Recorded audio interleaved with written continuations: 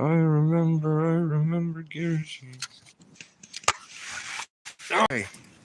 What's up, everyone? It's me. It's me. See? Wait. Okay. We are back at the barnyard for today. You can see that I hung up things to keep me feeling safe. You can see it's very cold for today.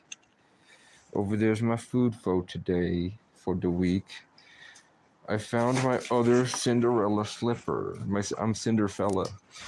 My Cinderfella slipper and my piss jug have been located. So I need to find... Can you spot my shoe? Tick tock. Can you find my fucking shoe? There it is. There's my shoe. You gotta put them together to wear them. My daddy taught me that. Okay. Now we put the shoes on the feet. Never admit defeat. Jay with the diamond. For today. Jay on the ground at a diamond for today. So, I have something planned. I have 3 bars of power. First, I'm going to give a little update for today while I go outside for today. Get off my lawn! Where's the tracks of the animal that entered this place? Was it an alien, per se?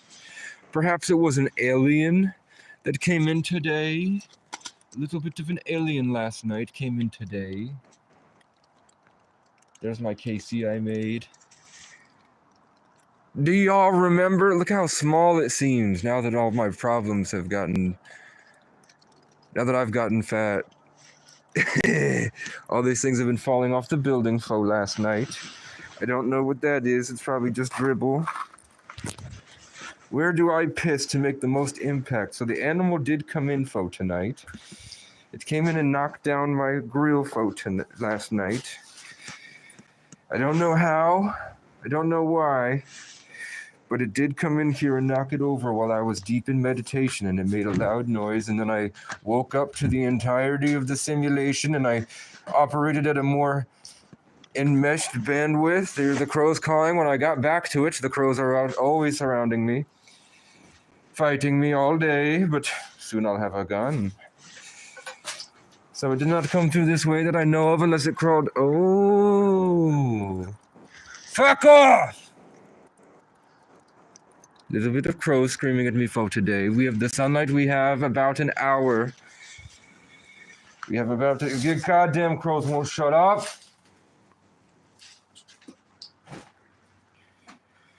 You think you're fucking slick? These crows are gonna be choosing death pretty soon. It was a deliberate choice by the animal. It didn't shut the fuck up.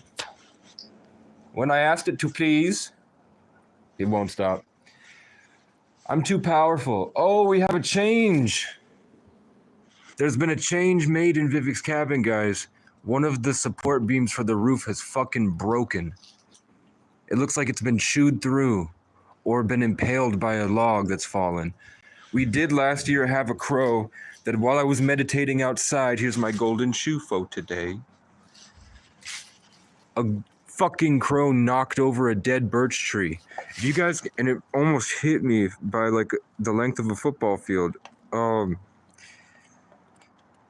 If you see that, I climbed up that bitch using pallets. I stacked 2 pallets on top of each other, which is very dangerous for today. And I climbed up in between those trees and I nailed your mom. But then I also nailed that charging block with some wire. I tied 3 chargers together, and then I put it up there, and then I hung squirrel food, and then a fucking bird tackled. No, it was bird food, and then a squirrel went up and tried to climb the wire, and it fucking kicked rocks and died. Okay, now it's time to do a little bit of a piss ritual for today. All we need is a bucket and some piss. You guys can look at me while I do it. Don't look down. I'm afraid of heights. I'm going to piss in this bucket, and then I'm going to spread my piss around the doors and windows for today, and that will hopefully divert the fucking monsters that have been attacking me. Something about being in the forest I didn't realize is that every single one of your thoughts gets enmeshed in the forest. When they say that every decision from an animal is deliberate in spirit with the entire forest, they're telling the fucking truth, because it seems like I need permission just to think.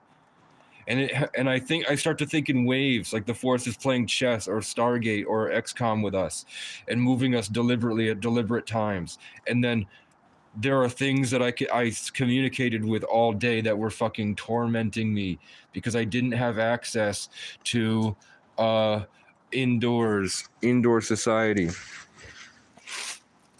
Now, if you guys are OG Casey fans, you'll remember Casey fucking hates his subscribers because they don't know how to care. They watched him suffer for entertainment.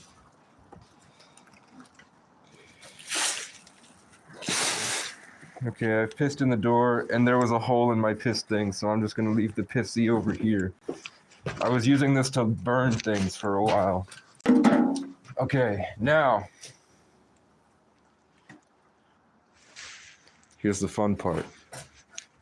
Casey's going to take this grill. Bam. Casey's going to put the grill in the center of the room. Casey's gonna put you guys off to the left, no. We're gonna put you facing right, you know, the good way.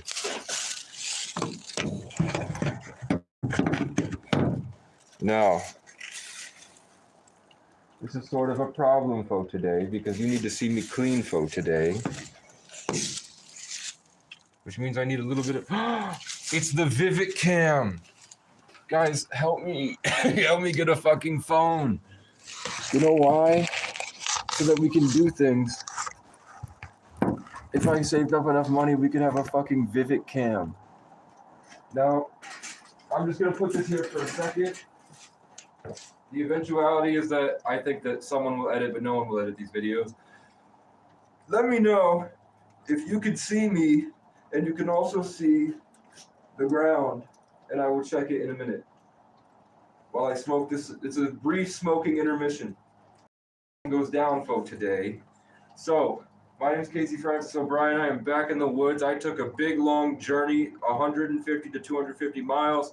I started out over there, down there. I fought someone, and I thought I killed him in self-defense. It turns out I didn't, or I did. I don't know anymore. Then I went up to the park and ride, and then a bunch of people tried to attack me. People were jerking in the cars next to me and staring at me. People were energy vampires. For real. I had finally learned manifestation and really how to do it. And I was saving the world. And then an addict would try to kill me. And then I'd feel him rip it out with my fear. And then all of a sudden he'd win the lottery or something. Something big like that. Like he'd get an opportunity and he'd leave. I just see them become me. Then it got so bad at the park and ride with police, people lying, trespassing, weaponizing the police, communal prejudice against me, that I walked into the woods slowly, fantasizing about when I will get all the things that I want in life, when I will get money and land and opportunities and the ability to help the world. I eventually found this place. So I walked around and stole lumber. Those are just like dead logs. It's nothing important. But I did the important part is that I hauled it 2 miles. I carried all these half logs 2 miles. These steel beams were right at the foot of the entryway under a ditch. I carried those. I brought these tents. I brought all my clothes in here. That was like 45 pounds. That's a 60-pound pull-up and dip bar I carried. And then at one point, someone, just like my ex-girlfriend, Vivek's cabin got ran through. And all my clothes wound up on the ground over here. I'm missing my wallet, my old wallet, the one that Aaron Jones got me. I'm missing my watches that my ex-girlfriend got me and a guy named Sean stole from a rich person, a nice watch for me. So somewhere in Vermont is all of my songs in a little hard drive. I'm worried about that. But basically, I'm just fighting off the matrix and learning new ways to do so. And I share the grace, which is more than you deserve.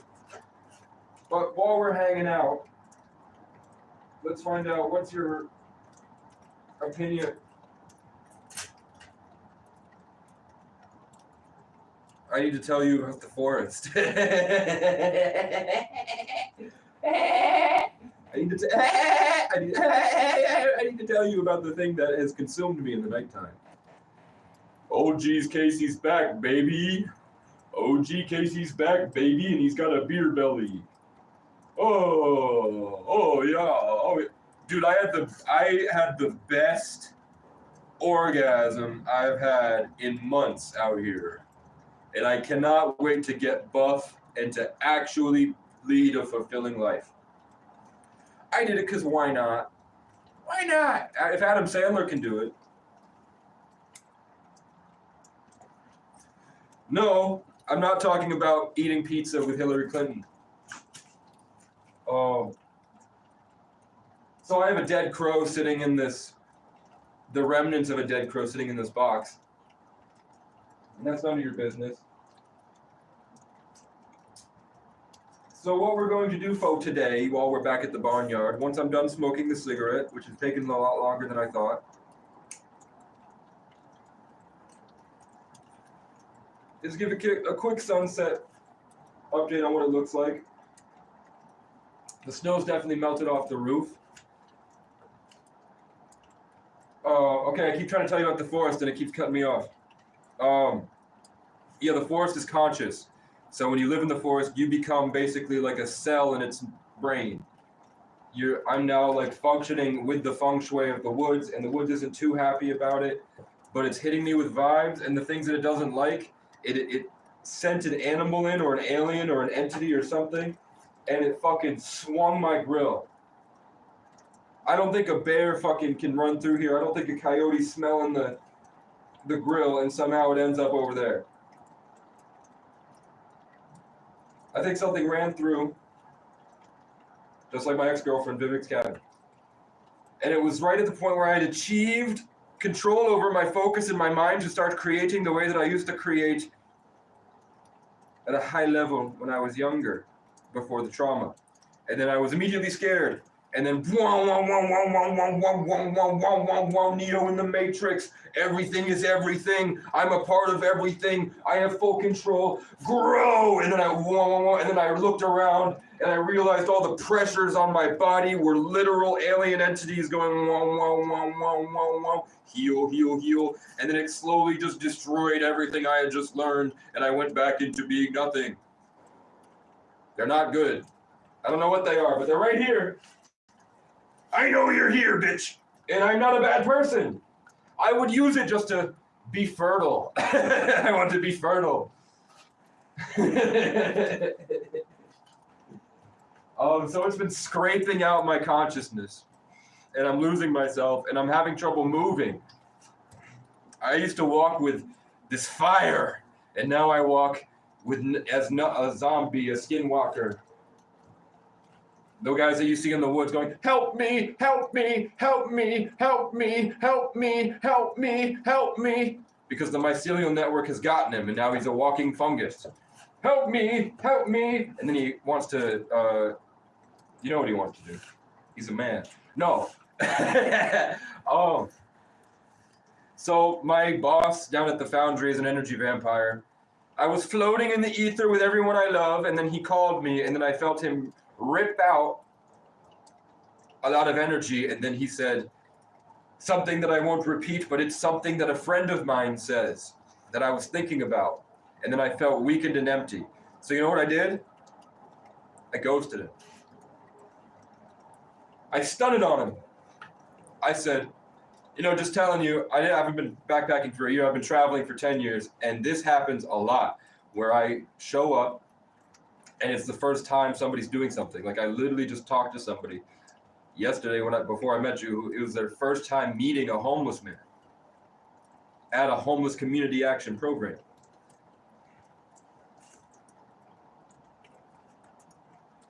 So I've been traveling for 10 years. So I don't want to leave you overwhelmed. Do you think you're going to get overwhelmed and you'll need a dishwasher? He said, no, I think I got it. And then he said something that I had created in my mind yesterday. I had developed a fertile new style to share with the world. And then I felt it get ripped out by him through the phone. And then he started talking like me. And then he wanted to leave. So I'm like, oh, he wants to go spread it to the women. Like they all do.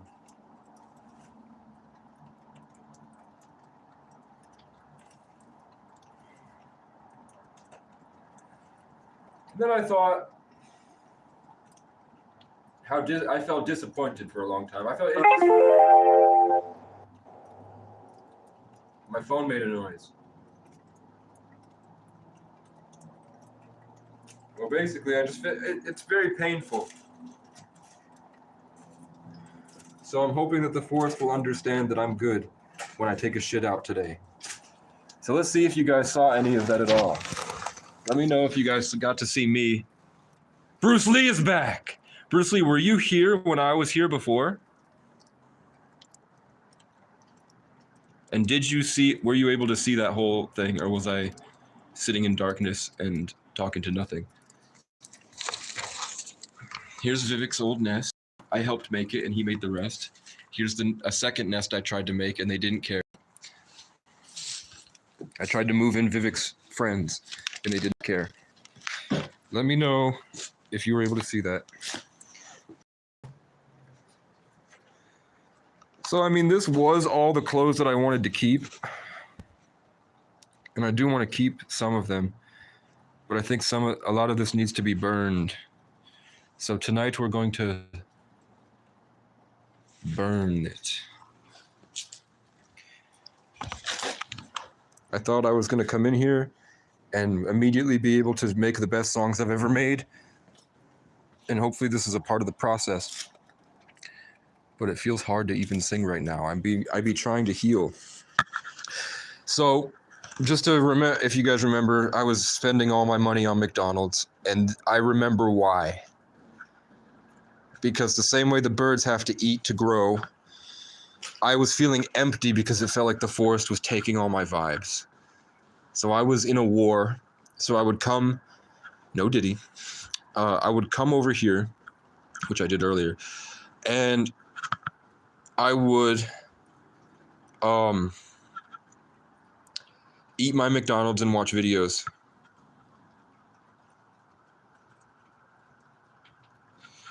So while I was watching videos and I was eating the McDonald's, I would feel a bit comfortable. So then I had more things to share with the birds. And then I felt like I existed. And I needed to feel like I existed by taking in the energy and eating it to grow in order to do anything. So the only way I was pumping out videos was because I was eating. Because when I'm fasting like this, I feel empty and the content isn't as bright and vivid. So then I would check my phone at the end of the week, and I was like, fuck, I spent $100 eating 2 meals at McDonald's a day. 2 McDoubles and a soda.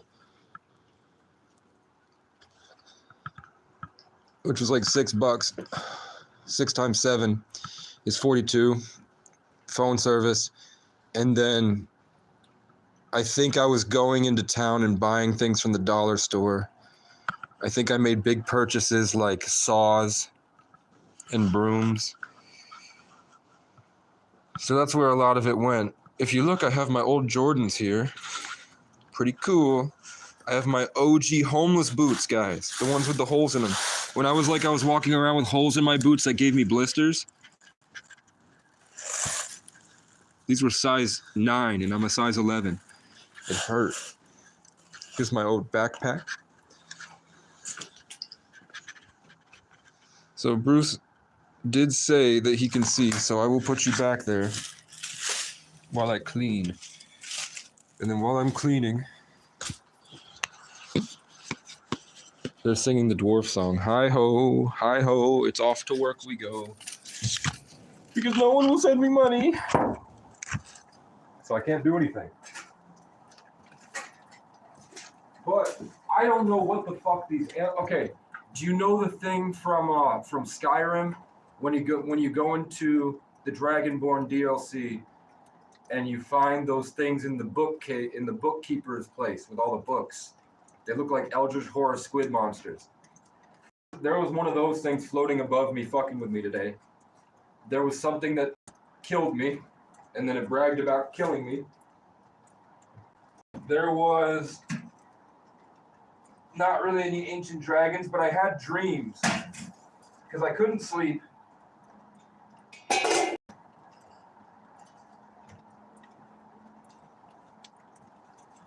Okay, we'll start piling shit in the burn. We're gonna start the fire and hope for the best.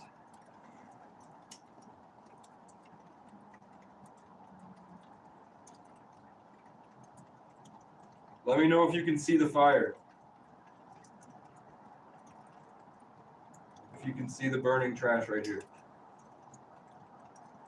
A little bit of a hobo stove folk today. A little bit of my sock is not catching on fire folk today. A little bit of I'm gonna need something else to burn, like this McDonald's thing folk today.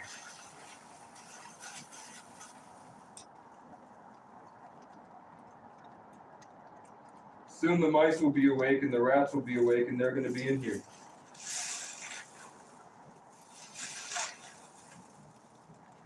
Okay. Have to start.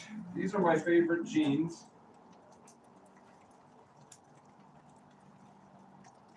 They're full of red and white mold. It doesn't look like there's any holes in them. This is scary. So I'm going to use my second Arizona on standby, just in case. Let me know if you can see the fire, or else I'll move you. Can you see this trash right here? Maybe it would be better if I put it over here. A little bit of seance folk today, but not really.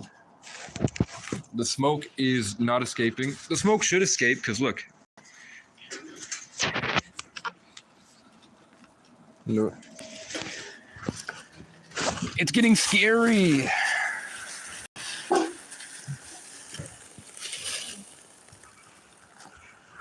How about over here? Not good whiskey's gonna ease my mind. Beach towel, some drying line. God, is this worth saving?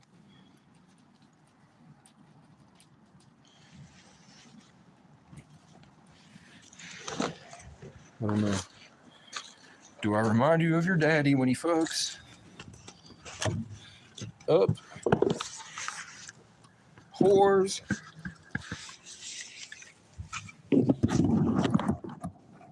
How's that? Let me know if this is bueno.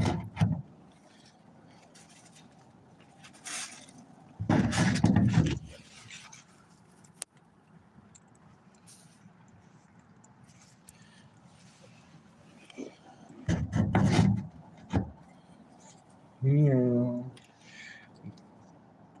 Let me know if this is bueno.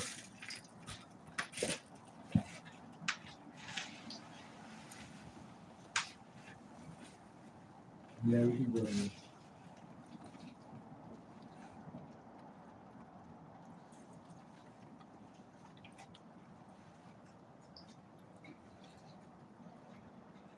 One pair of pantalones. Delete that. Jacqueline has disappeared. We don't know what happened to Jacqueline. Okay.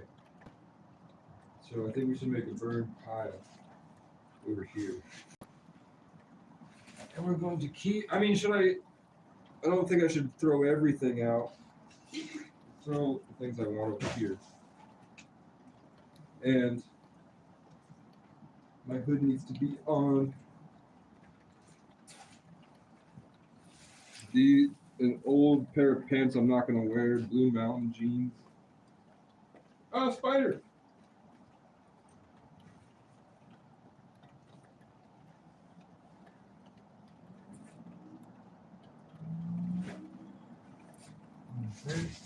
I don't need this. I want this.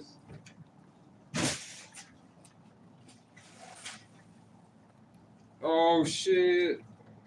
When I told you guys John, Michael, and I both got an Ireland shirt from my foster parents, that's here. I found this MF Doom hoodie for kids, and I wanted to give it to a child, my daughter maybe at some point.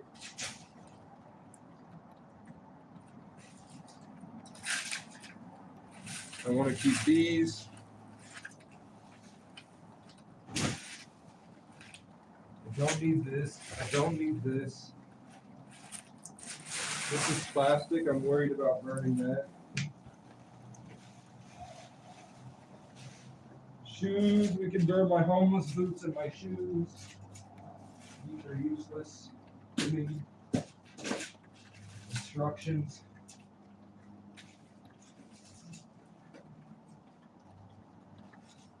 Lord Moldywort.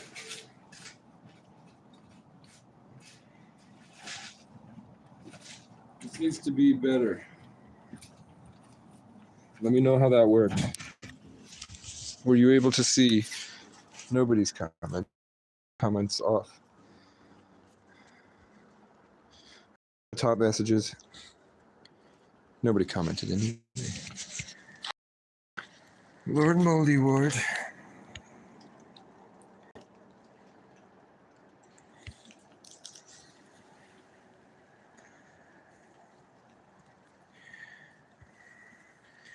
I don't have a pot that I can put the pasta in to cook it.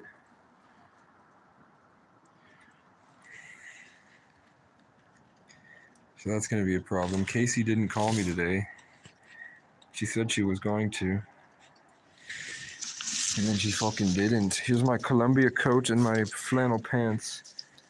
The Columbia coat can go, or maybe we'll try to donate it. Columbia coat. Are these ripped to pieces? These are ripped to shreds. And the underwear I don't need. Back at the barnyard for today. No. Camo shirt with, I know that one, it's got orange in it, which is pretty cool. But I don't think it fit. This was that. I know what this is. I like this one. But I know I'll never wear it. I didn't like it. It made me feel like a lesbian. It's something I'd see like a butch lesbian woman wear. So I didn't do it. Okay. Looking outside for today. Getting in the fresh air for today. The crows did bother me. Look at how small it all seems. Last year it had condensed me to such a small little speck in my own body that all of this looked gigantic. And now it does not look big at all. But I had big dreams for this place. But I was always worried that a tree was going to fall on me at the nighttime. You can't shoot chainsaws yet, or you don't have drones with lasers. I don't have the tripod for the phone yet. I'm gonna be here hungry for the weekend for today. With no food. Which is gonna suck. Because I don't really want people knowing I'm here. And the guy at the foundry, 1, he was an energy vampire. 2, he was a little antagonistic. 3, he was fake. 4, it really was, he was trying to steal my peace, and I didn't like him at all. 5, at the end of it, when he stolen my energy, he teased me and said, "Oh, and I'm only going to pay you $15 an hour." And then we all pool our tips at the end. So it feels more like FedEx is calling me.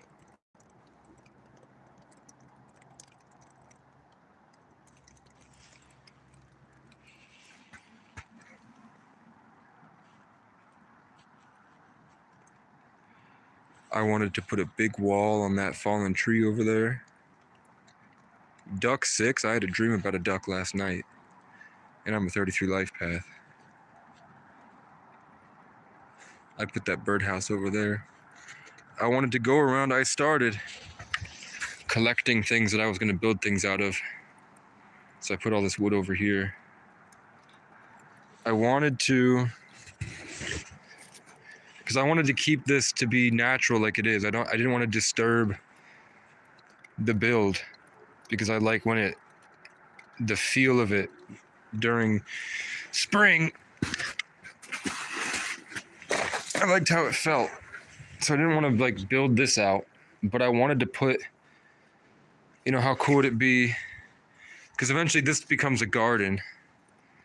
This is like there's like a little staircase I built out of tool with a shovel. I built a staircase up to there, and I was working out up there. And then I built a place to put a pool up there, or a gazebo. And then I'm not sure how to make the walls. I wanted big walls around this. And then a big ATV or dirt bike trail down that way. I spent a month clearing out the trail with a rake. I cleared out, and it's probably going to be covered in leaves again, because I did clear out all this and the leaves are back. I cleared out all of this, all the way around to there, and then all the way up there, down behind this, and I cleared out a big space over there. Because I just thought that a rich person would send me money, because I'm doing something cool. So like, if somebody has more than enough, I don't see why they wouldn't just make this really cool. Help me make this really cool. So I was going to put a pool up there. Eventually the plan was to save all my friends and family. So I was going to buy a bunch of free RVs and fix them up and put them all up here. Solar panels on everything. But the problem is the trees, man. These trees are growing and they're going to fall over. We don't have like titanium RVs yet that can withstand the fall of this fucking tree right here.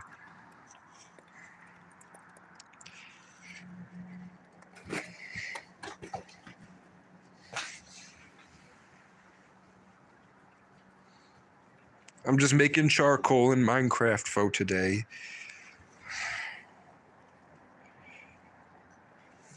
And I can't burn it all at once. So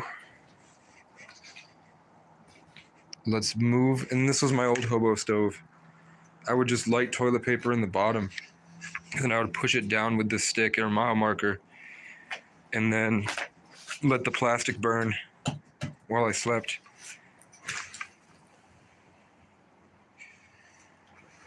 What the fuck am I gonna eat, man?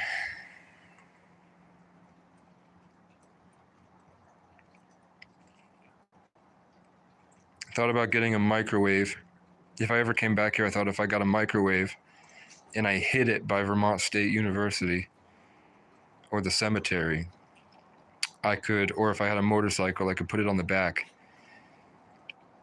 and then plug the microwave in at a free outlet, cook my food, and then come back.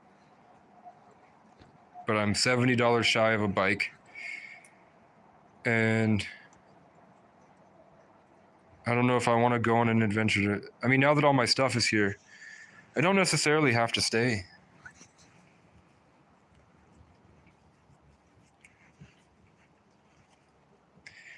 But the tarot readings have been more specific than they've ever been, at least in 6 months.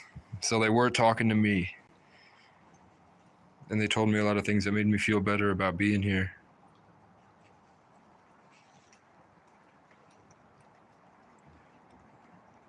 wish I had the tripod, but I don't know where my duct tape is. I guess I could put it like this. Building a tripod over my pissfo today.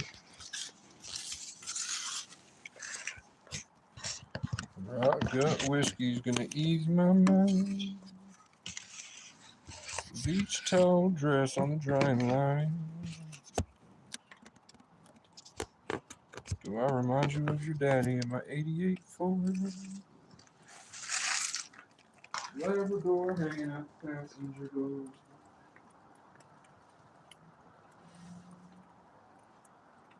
I remember everything. Cold shoulder, closing time. I have $80. I can go to Walmart somehow, get a ride back up to Walmart, buy that phone for $55, and then I'll have a second phone in a month's of service, so I can do Discord calls and work on content. But I only have $87. What was I going in here for? Oh.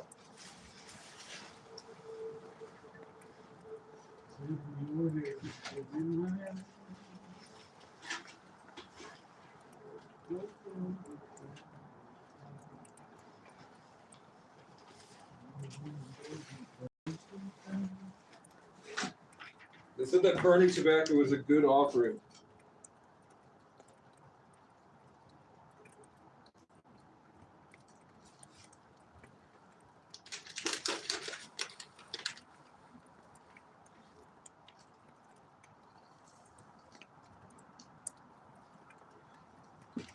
And then we will leave a little bit of tobacco right out here.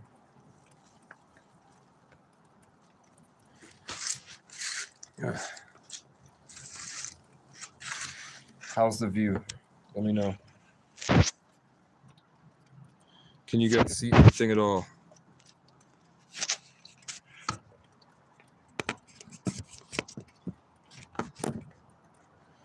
Straight ahead.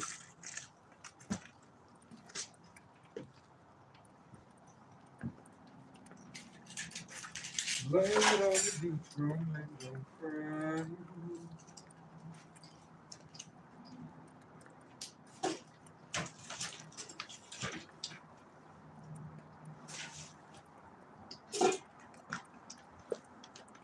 Do I remind you of your daddy in my 88 Ford?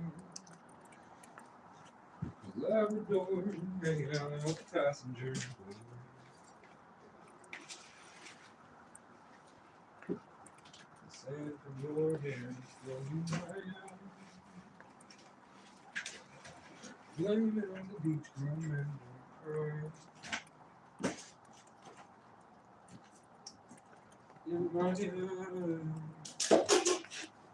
I love the smell of burning plastic and regrets.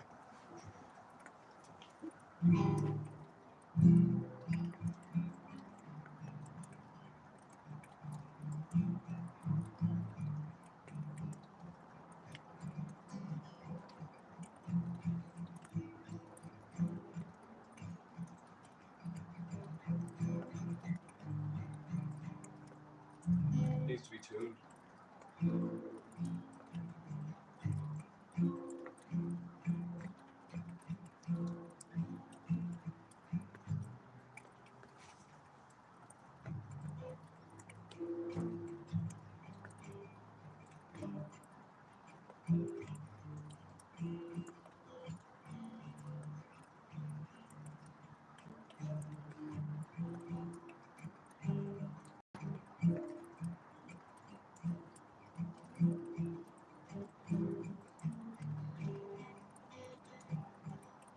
Cold stove for today. Plastic smoke in pain. Trying to find my way.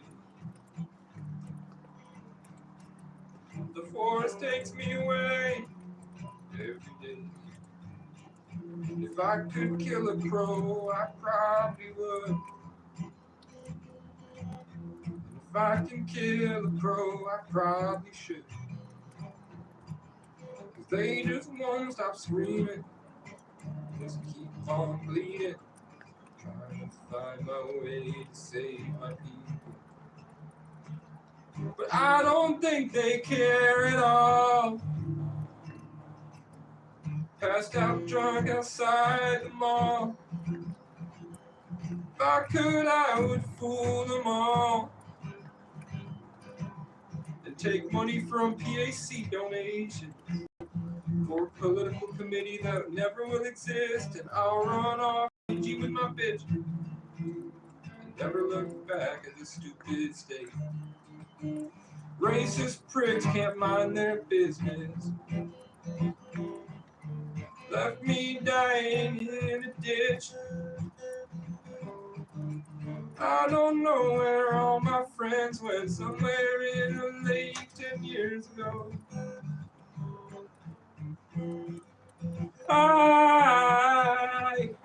I saw the light last night, it opened up my eyes, and something came to kill me, and I made it out alive. I can't die.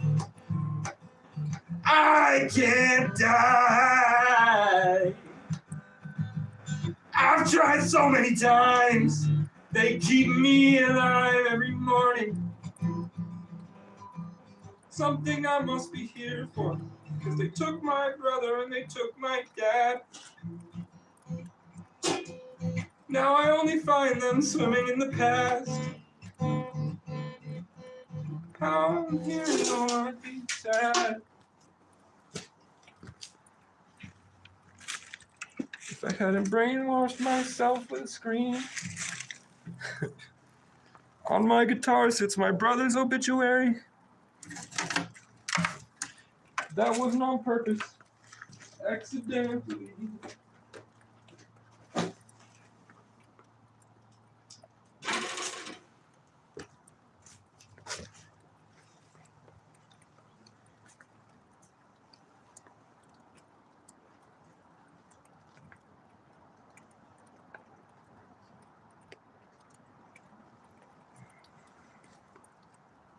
We're gonna burn sweatpants, folk, today. I'm gonna have to put on a scrunchie on my head because I'm tired. Adam Sandler.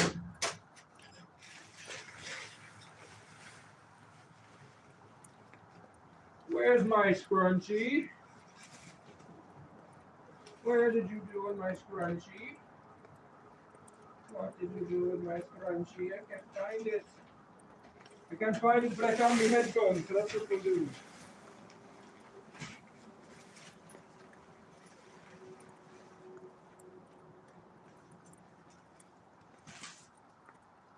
I pooped outside the Capitol building.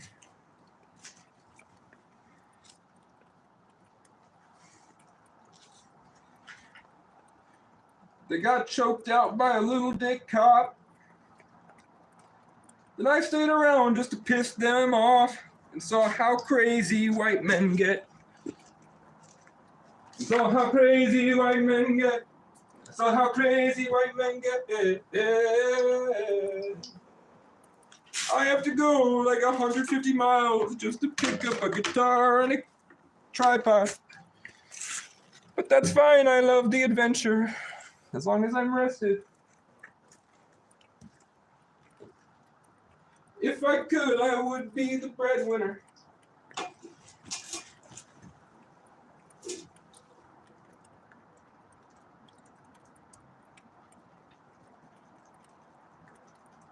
God knows how many of my family got molested. They all sit traumatized in a building, looking at a screen, and this was the only way God had to reach them. If I could, I would save the world.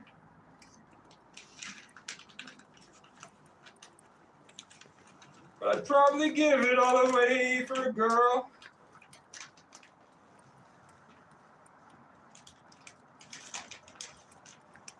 Rubies, diamonds, roses, and pearls. I hate white people.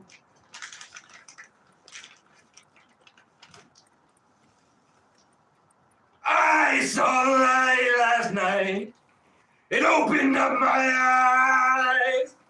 And something came to take my life. And I made it out alive. I can't die. I can't die.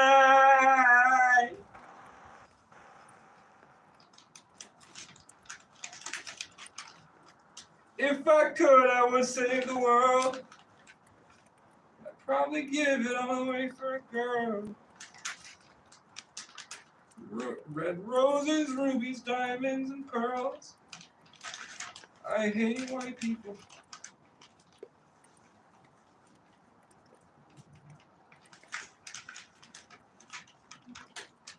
If I could, I would be the breadwinner.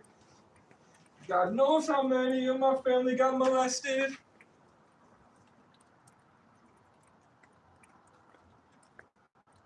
They all sit in Section 8, and this is the only way God made for me to reach them.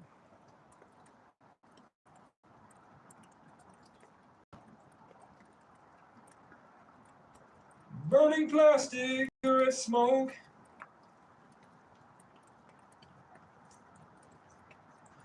God, I love being tortured by the Lord.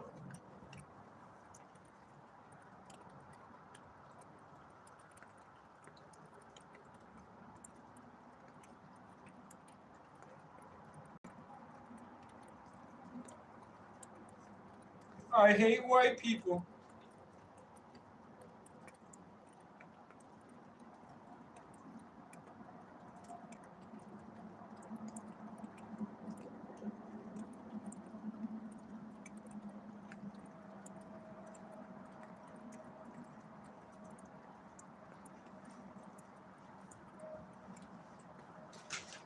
I give another tobacco offering. I'm going to need to go back to Montpelier. And I'm going to need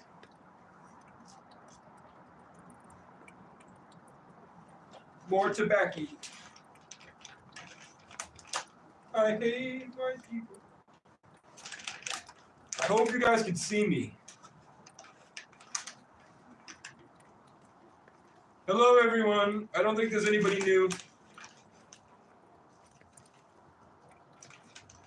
I have suffered a lot in life, and I found out the best way to live is this way. Being consumed by an entity in the forest. Oh, that happened. Oh, you don't even know about this. I zoomed out. See, the phone doesn't even want me to say it.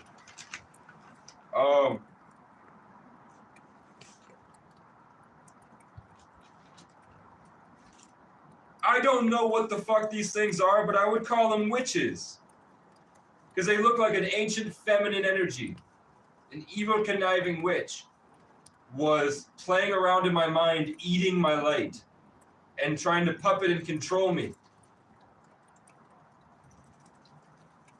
So I think it's always been there, but I've been too afraid to sit with my phone off in the darkness. But now I'm brave or I'm suicidal. I don't know. But right now I'm burning clothes. I hate white people.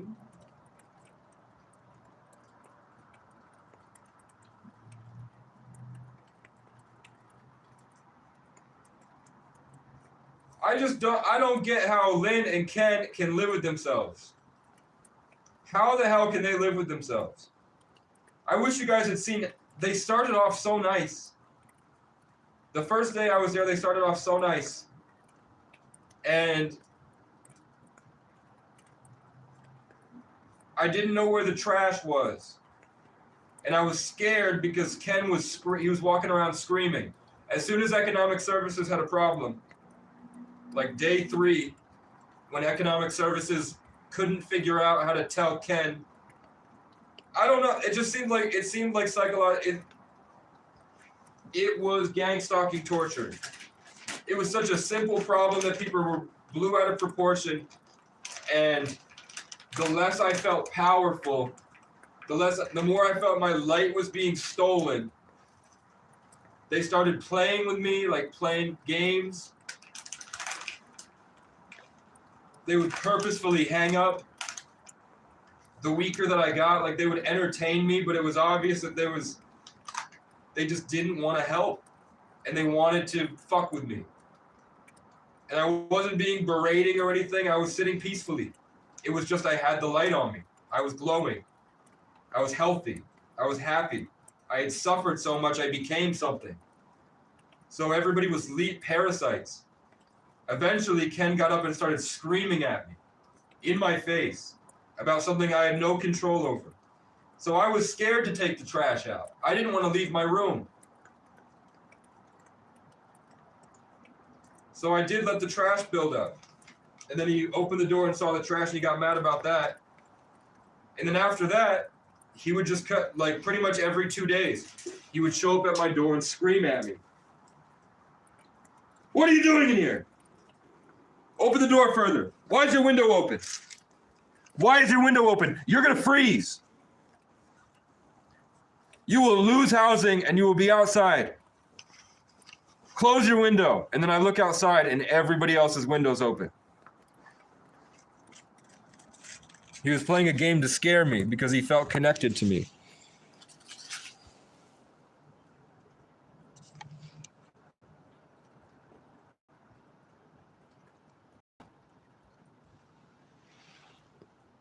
Bro is cooking for real.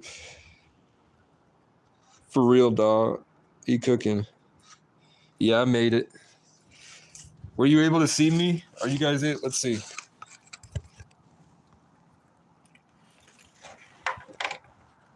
Yeah.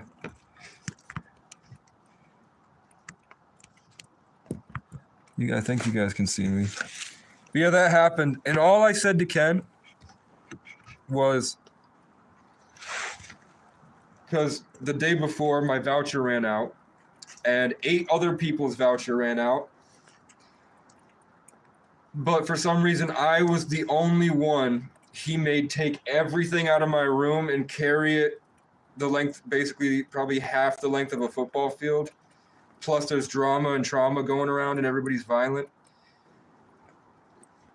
So he made me take everything out of my room and put it in the living room, which is like a big open area with a pool table, basically the basement.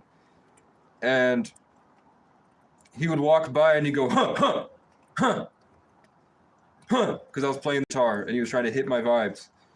He was attacking me, probably because he actually, if I'm being completely honest, he was only really getting that way the day after I went to church.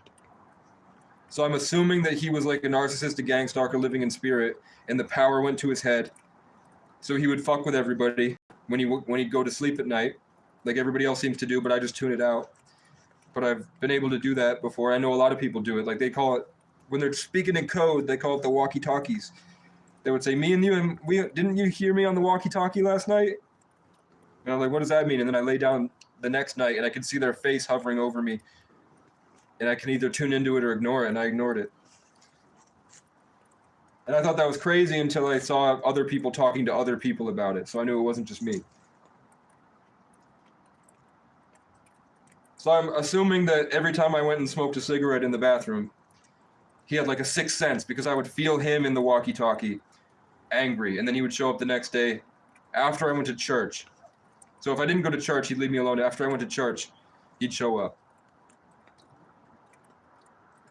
Maybe he thought we weren't going to church. Maybe he thought we were picking up drugs or something. Because I did come back happy, which might look like I was high to him. But for whatever reason, when he made me go downstairs with all my stuff, he had housekeeping clean my room, and they stole things from me. I'm missing half a bag of tobacco. They just handfold it. And I'm missing like stuff from Walmart that you can't buy with food stamps, like silverware and my microwave bowls. So they stole from me. And then Ken purposefully told them not to give me a blanket that night. And then when I went to the front desk, they wouldn't give me a blanket. They said, no, wait for housekeeping, come tomorrow. So then the next day when he showed up to scream at me about the window being open, I said, how would you like it if I said, go get me a blanket? but I said it exactly. I'm good at music, so I was able to copy exactly the way that he said it to me, so he was able to experience it, and I felt him go. He literally went, and then he acted like an old like an old op that I had. The thing I didn't like about my old op, he embodied, and he said, actually, I have somebody coming in today, so I need you to move all your stuff and move down the hallway. Which was after I already took everything from the bottom and brought it back. He was saying, actually, now you have to move it down the road. You have to move it down the hallway.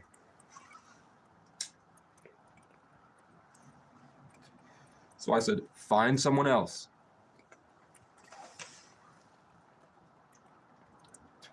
And then he said, this is my property. And I said, no one said it wasn't. I don't like how you talk to me. So then he was like, bleh. And then he went to go and knock on the neighbor's door to ask if her window was open, which is the first time I've seen him do that ever. All their windows are open. So I stood in the doorway like this, without the cigarette, and he said, go back in your room. And I said, no, I want to see if you treat her any differently. So he knocked very politely when he slammed on my door. And then the door opened, and he said, hi, is your window open?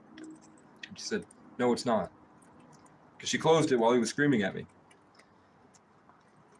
You know, like probably trying to make an example out of me for everybody in the area because the walls are thin.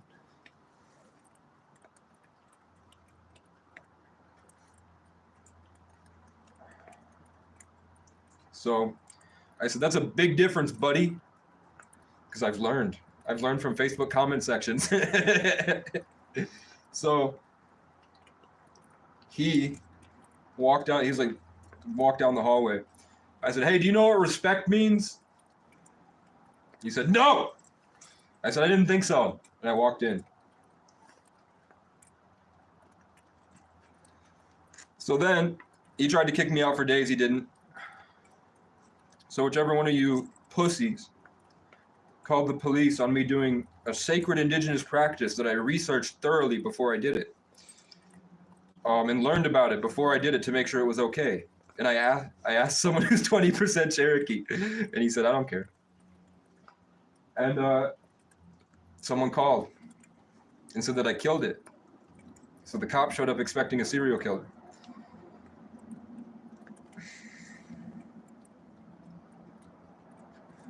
But a fox, I didn't know what to do with the body. I was just there was no way to bury it. So I knew that there was crows, that a crow flew over my head earlier and was sitting in a tree. So I was like, maybe that's its nest. So I was going to throw it that way. And then a fox was calling to me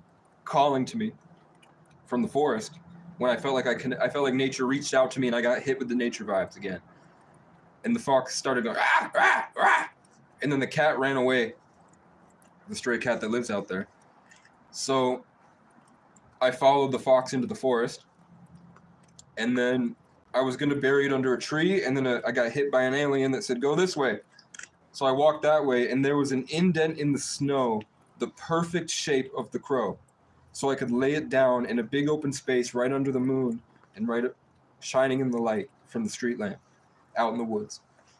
So I buried it. I put it in the snow. I didn't bury it. And then I went to get its head because I was going to make a skull because I saw a crow skull in my mind before I saw the crow. So I was like, maybe I need the skull. And now I kind of wish I had it, but I looked it up, and respectfully, once it's decomposed like that, then you're allowed to take it. You have to let the nutrients of the earth go back in.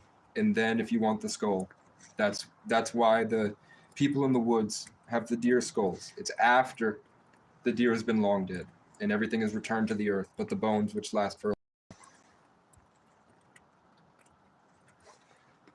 But that's not, by looking it up, I mean I communed with the angels. And the crows showed up today, and then I imagined me wearing a crow skull necklace, and the crows flew away, and they haven't come back. So I'm like, maybe I needed to wear the crow skull because it embodies something that wards off the crows. Like, Maybe that's the solution I was praying for. This charging block is goated. I thought that it ran out because my phone stopped charging. It stopped charging because it hit full percent. So I thought the charging block ran out. But in fact, it still has 3 bars, and it still has 3 bars. It's had 3 bars all day. Now we're going to burn my, I think this is the, it's like an H&M shirt with a P on it, which I like because I was pushing P silently like pterodactyls. That's a bar I made. But when I wore it, I felt like I didn't like the way it looked, so I'm burning it.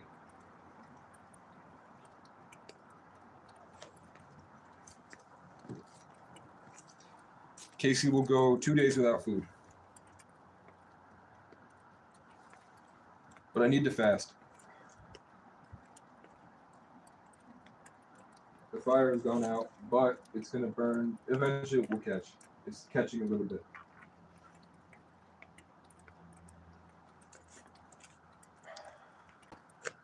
Is it worth it to make a GoFundMe? Let me know. With all my goals.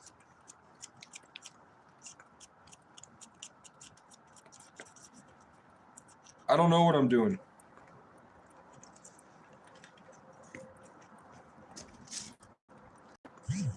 In all the best movies that we love very much, the protagonist just wings it, and it all works out.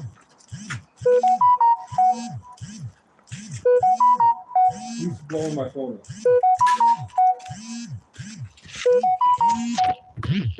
I can't answer the phone booth. I can't answer the phone while the live stream is running. I have to get a second phone, which costs $55. Oh, fuck you. Oh, right in the piss. Now we have to put it in the snow. Washing my charging block in the snow for today.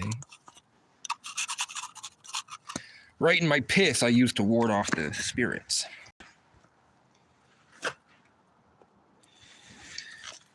Oh, God. Oh, God. Oh, God.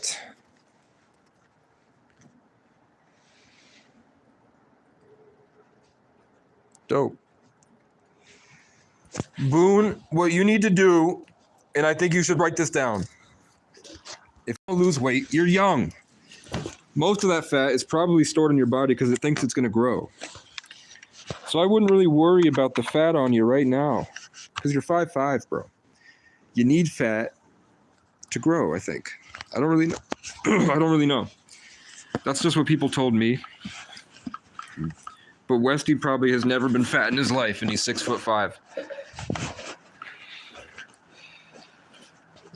What you need to do is be consuming a lot of protein. And when you eat protein, you don't want to eat carbs because it fills you up quick.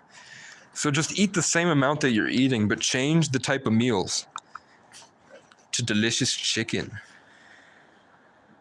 But if you want, I would do intermittent fasting. I mean, anyone can benefit from a fast. It's not going to kill you to fast for 2 days.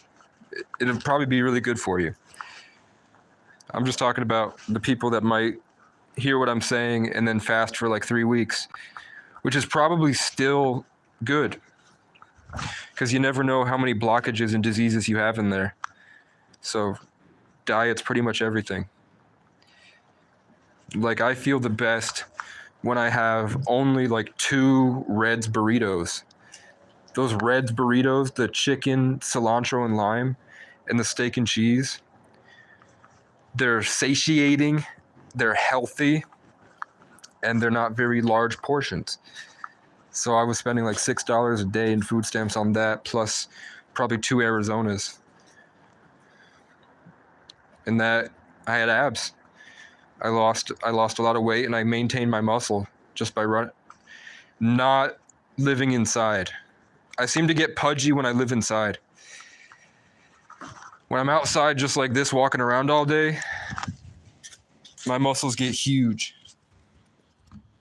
And I don't really have to do much. It's just like biking around and just walking around, carrying things. doing push-ups, and my muscles were bigger than they've ever been. Come on, bitch. Laying on the beach, grown men don't cry.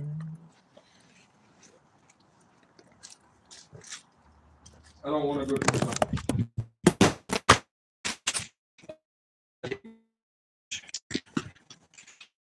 You fucking phone.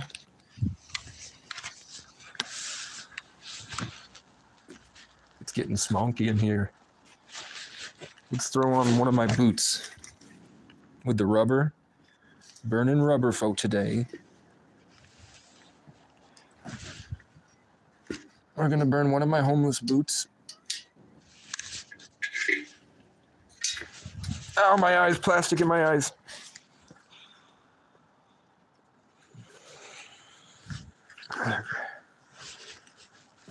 Dairy, I don't like dairy at all. I don't know if making it Greek does anything. I thought the Greeks were homos.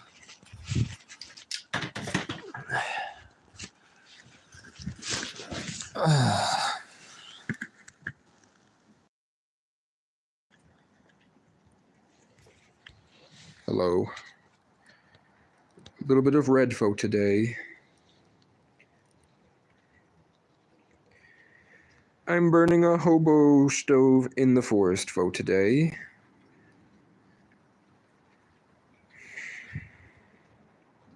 But yeah, I think fasting will help. Fasting and protein. Fasting, protein, omega-3s, multivitamins, and then healthy chicken.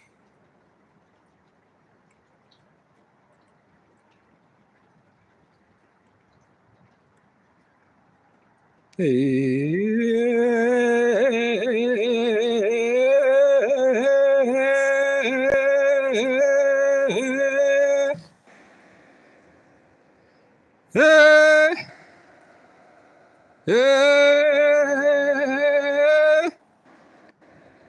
don't be smoking weed because I don't want to freak out.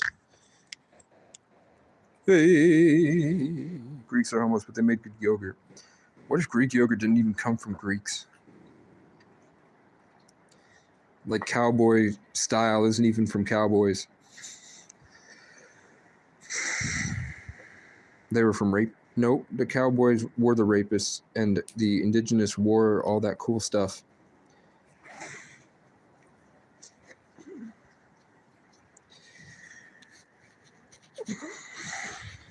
It's getting cold, man. I don't want to go to McDonald's. I don't want to leave the premises.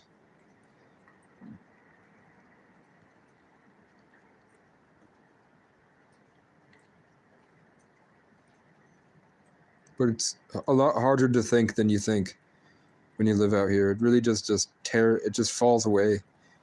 I think that it does feel like the forest is scooping it out. It does feel like the forest is scooping it. It feels like something in the woods hits my mind and then it siphons out the life. And I don't know if that's good or bad. It's probably good. It's probably just It's probably a long way around of healing me.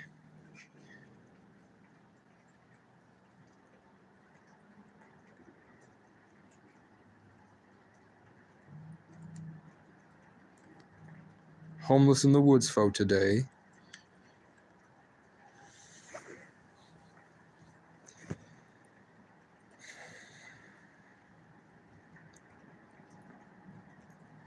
We'll burn 2 more pairs of clothes. I should stay up for a little bit. Let's see if this works. I left my light on. Flame on. Here's my guest house. I left this here a year ago. Yeah, no. The storms have wiped it out. The plastic is broken a little bit. It does take batteries, so it might work. This is my second guest house, but I'm sure mold has destroyed it. But it's an expensive tent. Plus I have the one in Morrisville. Now that the snow's melting. The only problem is, where do I park if I got a car?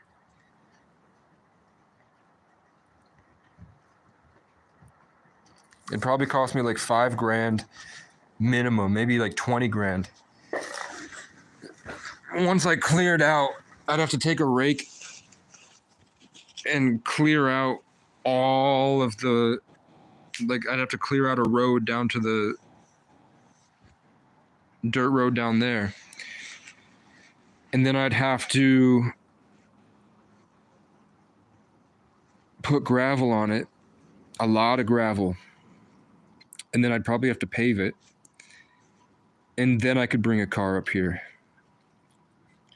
But if I had a four-wheeler, I could bring at least like a small camper up here. I could tow behind. If I had a strong four-wheeler, I could tow one of those $1,500 campers, the tow behinds, the small ones that pop out like there's an Apache, a really nice one here for $1,500.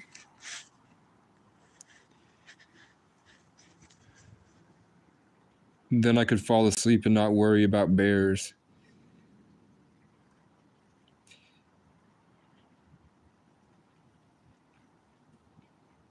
So I need an alarm system. I need like a megaphone. Then when something comes in the room, I can go "Rah!" in the megaphone.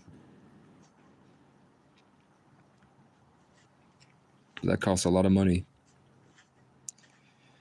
I don't really have a way to make money.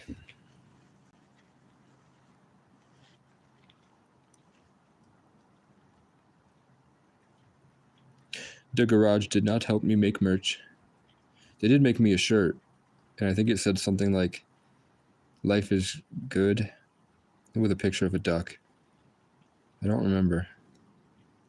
I thought that they might buy it.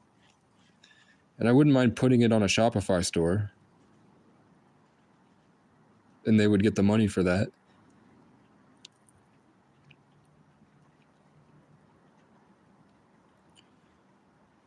Like if they made stuff, I would put it in the store for them.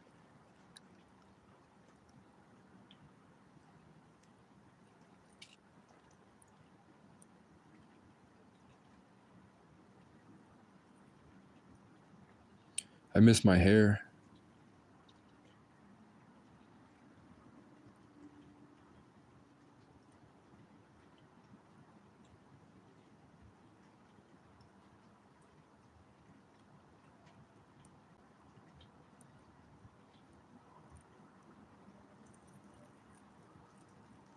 People said I'd look really good with dreads.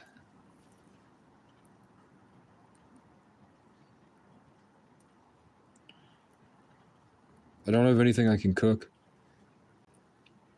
I have the grill plate that goes above it to put the burgers on. And I could put a pot on that and cook snow if I had a pot, but I don't. I could melt the snow with the pasta in it, boil the water, put the pasta in it, cook a bunch of this pasta. Maybe I have I know I have cheese somewhere. And I have pizzas.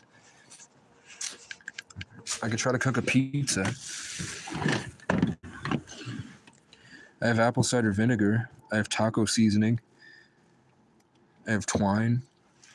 Let's have some Colby Jack cheese.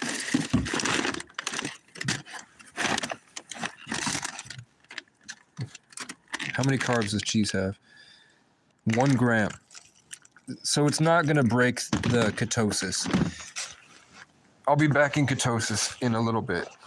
I can have my Fiesta blend cheese that's going to go bad out here if I leave it.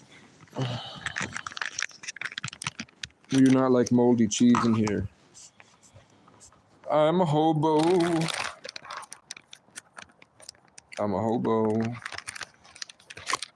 And I'm eating some cheese. I know Boone likes to watch me eat food, so I'm going to...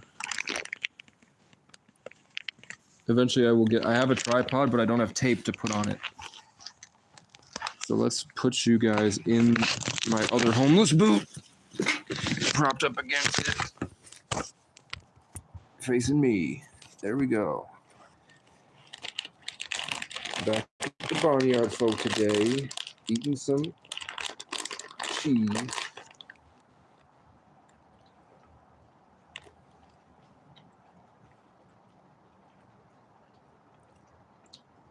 Let's burn some of the cheese. Melting some cheese on the pot folk today. Making the whole house smell appetizing folk today.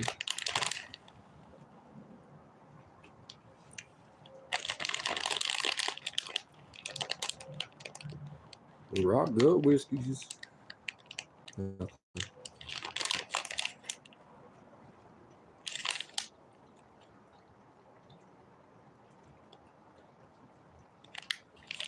don't know what being alive is anymore. I've been psychologically lulled to sleep. And when I got scared, it jump-started me.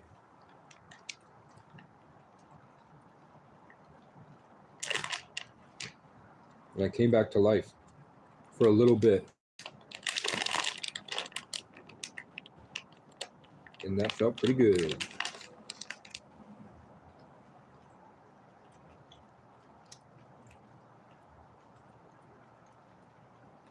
No birds came to visit me today, other than the crows, and then they eventually left.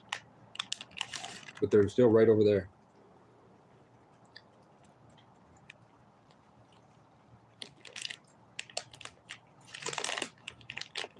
I mean, I want McDonald's, but I really don't.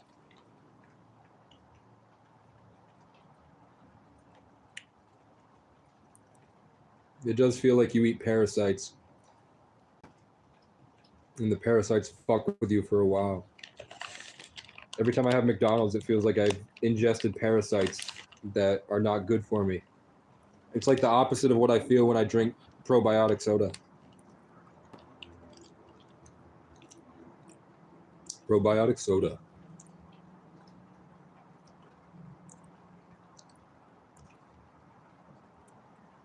I've run out of gas on the road in 2023 probably 50 times.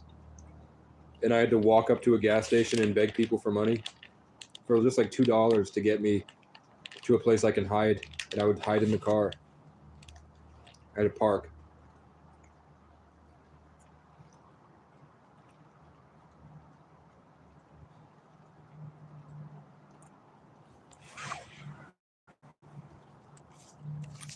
One time a Navy SEAL he filled my tank up. Charges at 17%, 2 bars.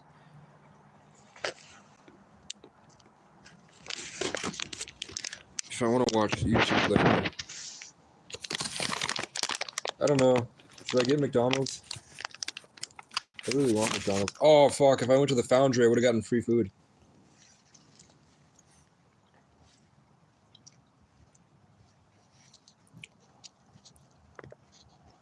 Raw gut whiskey's gonna ease my mind. I didn't like the way he talked to me.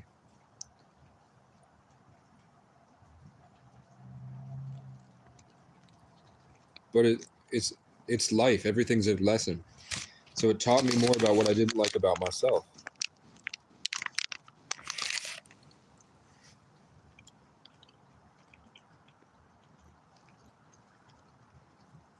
He was looking for a full-time dishwasher. And I'm looking to sit in the forest and not be connected to the town. And every time I talked to him on the phone, I didn't like... He's just a vampire. I didn't like it. I didn't like that I felt like I lost a big part of my light, and then he started saying things. It was like he picked notes out of my song, and I wasn't able to play them anymore. And then he rubbed it in my face.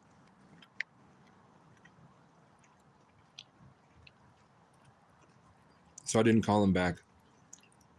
I'm not going to tell you what he said because it would be triggering to people that watch this. Because it wasn't my energy. It was somebody else's. He started talking like somebody I talked to. when I felt like a big energy ball had been eaten. Look at the red flames with the plastic.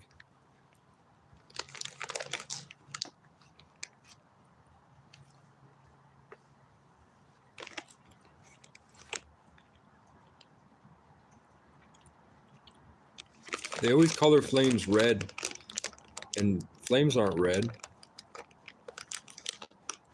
But now I'm seeing red and orange flames when they're burning the rubber.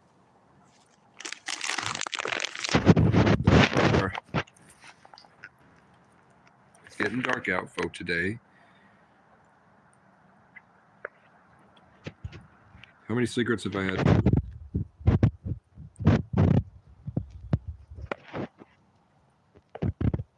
W Steve in the chat, folk, today.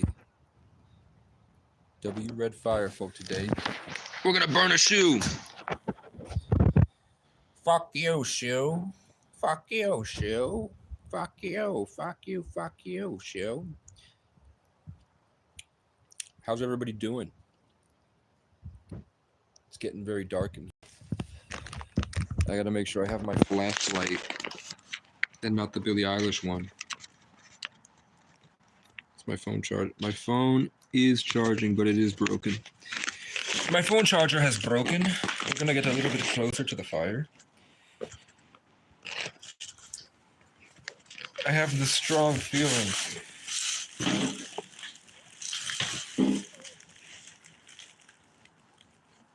Oh, I shouldn't sit down. I can't sit over here.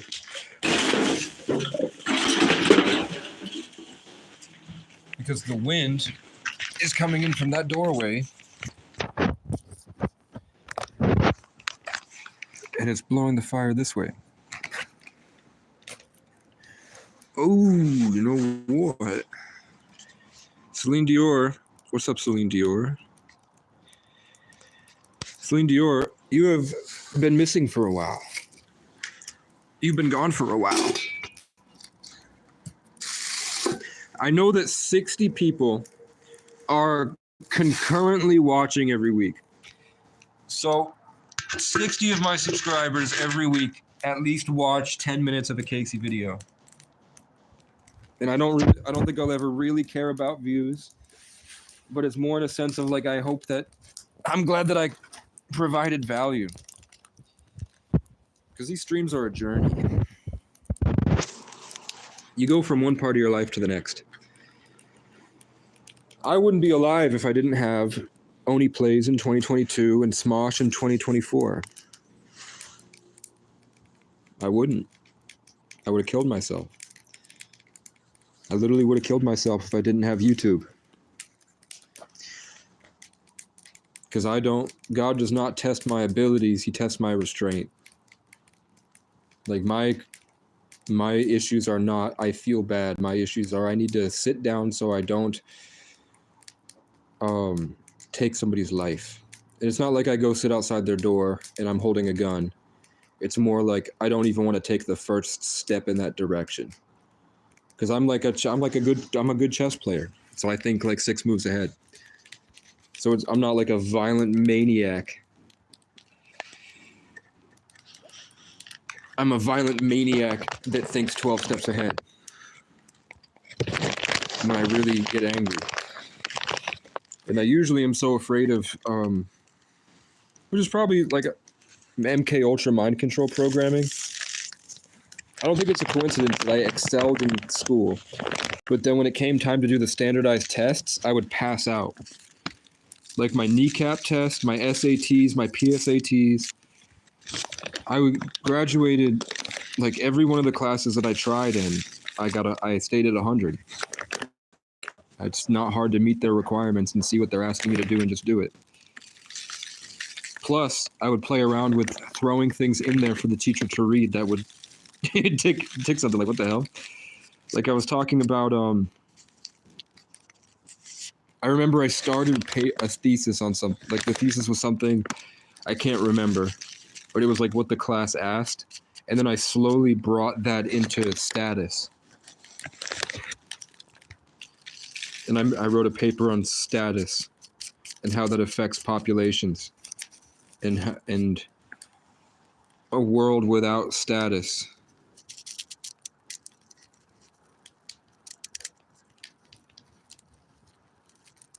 And he gave me an A+, and he wrote a question mark on it. On the top, he was like, "What?" And then gave me an A+. I deviated, but I made it like part of the same way that I do. It's the same way I do features on songs. But then I'd go into doing my standardized tests, my PSATs, and I would pass out so let's say I'm in there for 2 hours. For an hour and a half, I was passed out, just like fell over. Couldn't think, couldn't move, just like hanging my head, passed out, literally passed out. And then I'd wake up for the last half hour and I would bang out the work. And I think I got a 1350. I don't know if that's good or bad, but me like half-assing in a half hour, just speed running it, I got a 1350. My intelligence stopped when I started smoking weed. As soon as I started smoking weed, my ability to navigate through life in real time, improvising at a high level, with the ability to use every single bit of knowledge I'd ever learned, that fell away when I started hanging out with pieces of shit, smoking weed with losers. I could live with losers when I wasn't smoking weed and I was inspiring them. They were going to the gym. I got them girlfriends. I got them jobs. I got them their license. After smoking weed, they consumed me for fun and then trashed me. I don't think I ever felt better after hanging out with anyone in my life from 2016 to 2021. And the only time I feel better is after I'm done hanging out with Vivek. When I'm done hanging out with a skunk, I'm done hanging out with Vivek, and I'm done watching a YouTube video of somebody that I like. Are the only times I feel better. The only reason I felt good after church is because I felt like I stole all their negativity and converted it into positivity. Celine Dior, if you're still here, I'm back at the barn because I was living at a homeless hotel where everyone has severe mental illness, and including the management. So we had a manager that freaks out all day, all the time. Constant state of aggression. And he was taking it out on people, and everyone was getting really upset. And then he started targeting me, and then I stood up to him. And then I found a crow's body outside, and I took the wings off to build a headdress. And then somebody from New York City called, which I have access to the phone call. I can find out your name. Just to say, why would you do that, Gerald Simmons? You know how many... Don't worry about retaliation. I'm not worried about retaliation. Plus, if you live in New York City, which I don't think you do, I think you wanted them to tell me that if I ever asked. If you're that smart, but you're probably my mom. But whoever it was, whatever name you have, usually if you just look, like I can find, if I'm looking up, let's say my ex-girlfriend, and I looked up my ex-girlfriend's name, I saw 50, like if you go on Google, you can find 50 of their names just in New York City. Like there's so many people in New York City.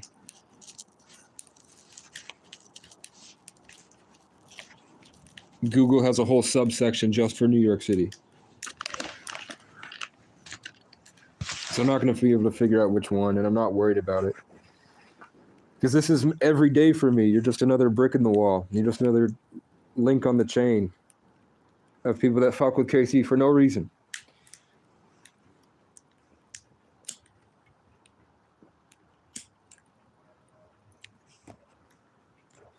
It was time to leave.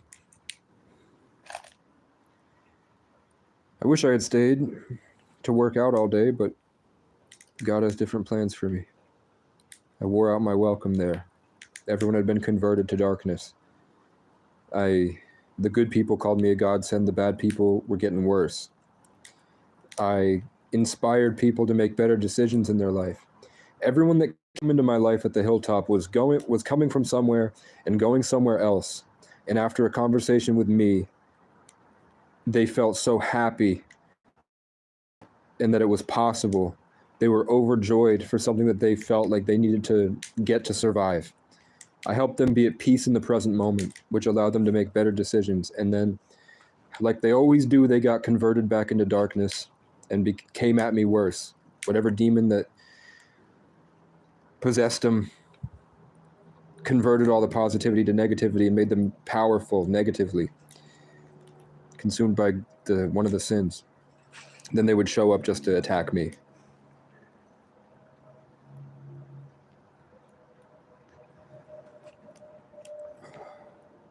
The people that I had saved had done that.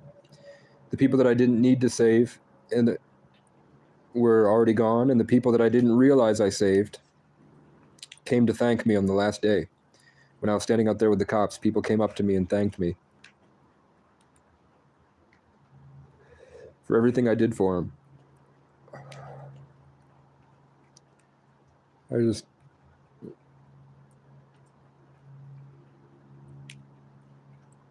need money.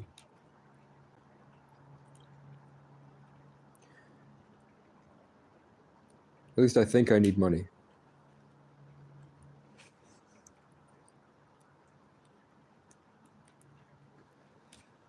The forest is getting quiet. So I came back here, got a job, didn't like the vibes. I felt it was really painful. Talking to the people in the building was really painful. So I didn't know if I'd rather wait 4 days in the woods or if I should have gone down and worked. But he said that I would have gotten out at 9 and it was $15 an hour.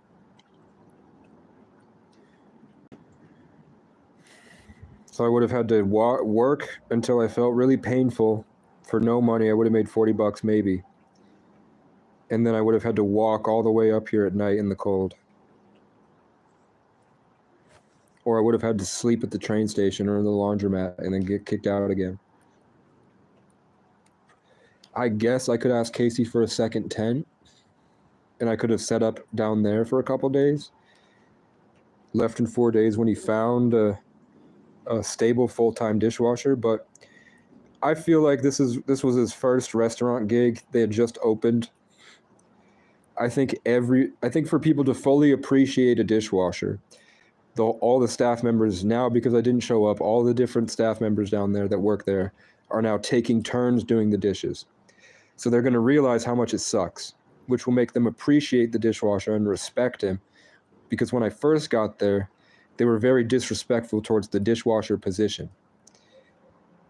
They were kind of talking down to the dishwasher. When they found out I was going to be a dishwasher, they treated me less than if I was coming on to be a server.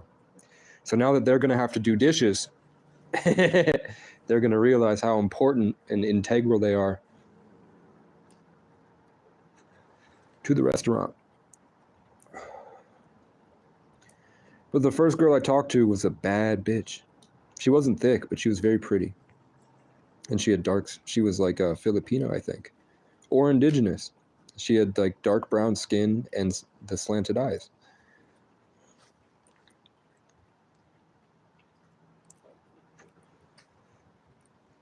She's probably Blasian. Because the woman she was talking to had whiter skin and the same eyes. I don't know. Maybe it was just different. People I hadn't seen, like a type of person I hadn't seen in a long time. Which made me feel better. Because now they're in a place called the Forge. And they're at the bottom of town, in the center. In the center of town, there's a giant winding hill that goes down below, next to the river. And next to the river is Capstone, a bowling alley, and the food shelf, and now the Forge. The cigarettes are hurting me. I'm starting to feel them killing my brain cells, and I couldn't before.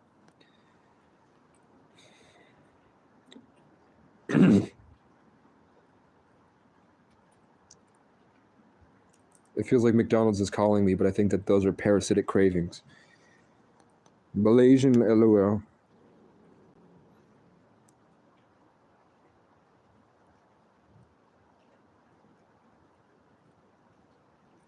Are you talking about being a server? And the servers ask, or I don't know what that means. Who's asking for hot water to wash their forks? Is that like the patrons? I was born in New York City on the 11th. When I was born on the 11th, God played every major seventh chord. The clouds opened and crowds formed. Angels rained down holy heaven swords, and corpses spill and fell around a boy with an aura red, green, and gold, a legend who can't die until his story's told. I smoked, took control, broke up out the mold, went and found my soul. Now I'm in control. I met the Holy Ghost. He taught me how to flow. Then I brought all my preachers and Uzi. You can't chill in my jacuzzi. All of you losers are useless. I just made a porn they're paying to view it. You're fucking a fucking computer. Quit making your fucking excuses and just fucking do it. I'm sick of this shit. It's so stupid. You bitches aren't woke. You're barely lucid. I can tell how you're made by your music. You're gullible and easy to influence. You don't got a brain. You barely use it. I said, you don't got a brain. You barely use it. I can speak alien fluent. I'm making Satan stupid. They try and stop the revolution. I'll pull up and shoot them like Vladimir Putin. No, but I was born in New York. My dad is a ski instructor at Mount Snow. I grew up in Wilmington. My grandmother bought my dad a triplex with a 4-story barn and 40 cabins right next to the Connecticut River. It was really nice. Then my dad we rented out those spaces to people, and they didn't take care of it very well. But I'm O'Brien, Casey O'Brien. My dad's an O'Brien, and my sister's name is Danielle. And the first people that moved in was a Brian Moore, his son Brian Moore, and his wife Danielle. So there were 2 Danielles, 2 O'Briens, and 2 Bryans, and they were Moores. And Moore and O'Brien are the oldest names in Ireland. The oldest names in Ireland are Connor, Niall, which is from the Vikings, and then Brian. And Brian was the guy Connor was the guy who founded Ireland, the first High King. Niall was a half Viking, half Irish High King that was born of conquerors that raped Ireland. And then Brian was the guy that stopped the Vikings and kicked them out forever. He was the last High King of Ireland. But the Moore family were the people the reason that Ireland was first dark-skinned, and they had blue eyes. And before the Celts, so the Celts and the Moors go back before the Bible. Moors were an ancient African civilization that was rich and powerful and educated and benevolent, that would go and teach. They had temples where they would teach the Celts their culture and sophistication. So supposedly when the Neanderthals from the Caucasus Mountains moved down into Italy, which is on the other side of the Red Sea, maybe is that Mediterranean? Just the water between Africa and Italy. The Moors would come up there and they worked together. And then eventually the Moors went somewhere. I think they moved to America and started Tartaria. But eventually the Catholics, Rome, came in, and the Celts fled to France and it became Gallic France, and then they moved up to Ireland. But the Moors were there too. So that's why they say Irish people have freckles. It's the melanin from being the mixed whites. And that's why white people did not respect Ireland for 2,000 years. And that's why even in New York City, up until the 90s, they wouldn't hire Irish people. They said Irish need not apply. You can look it up. Irish need not apply. They would just post it on the window. When a business would start up in New York City, they would put we don't want Irish people here. So the Irish people were forced to be police officers because that was the only job that they would take, as rail workers. That's why Irish pubs were huge, because that's the speakeasies weren't just Italian. A lot of them were Irish. And cops. And then when the Irish got so many of them that they unionized, and were a powerful political force and presence in New York City and probably out west, like Chicago, then and down in Appalachia, then the government accepted Irish people as whites and they were unsegregated. Like, Irish people got rights after black people. Probably because it wasn't such a big social justice issue to hate Irish people for being funny and not caring about colonialism. But that's why after the Trail years, when the English started farming the Irish, and the Irish famine, the potato famine, was only because the English wouldn't allow the Irish to eat anything other than potatoes. All the meat, fish, and vegetables were going to England. That's why they were starving with potatoes, because England had gotten too powerful and had taken Ireland by force, colonized them.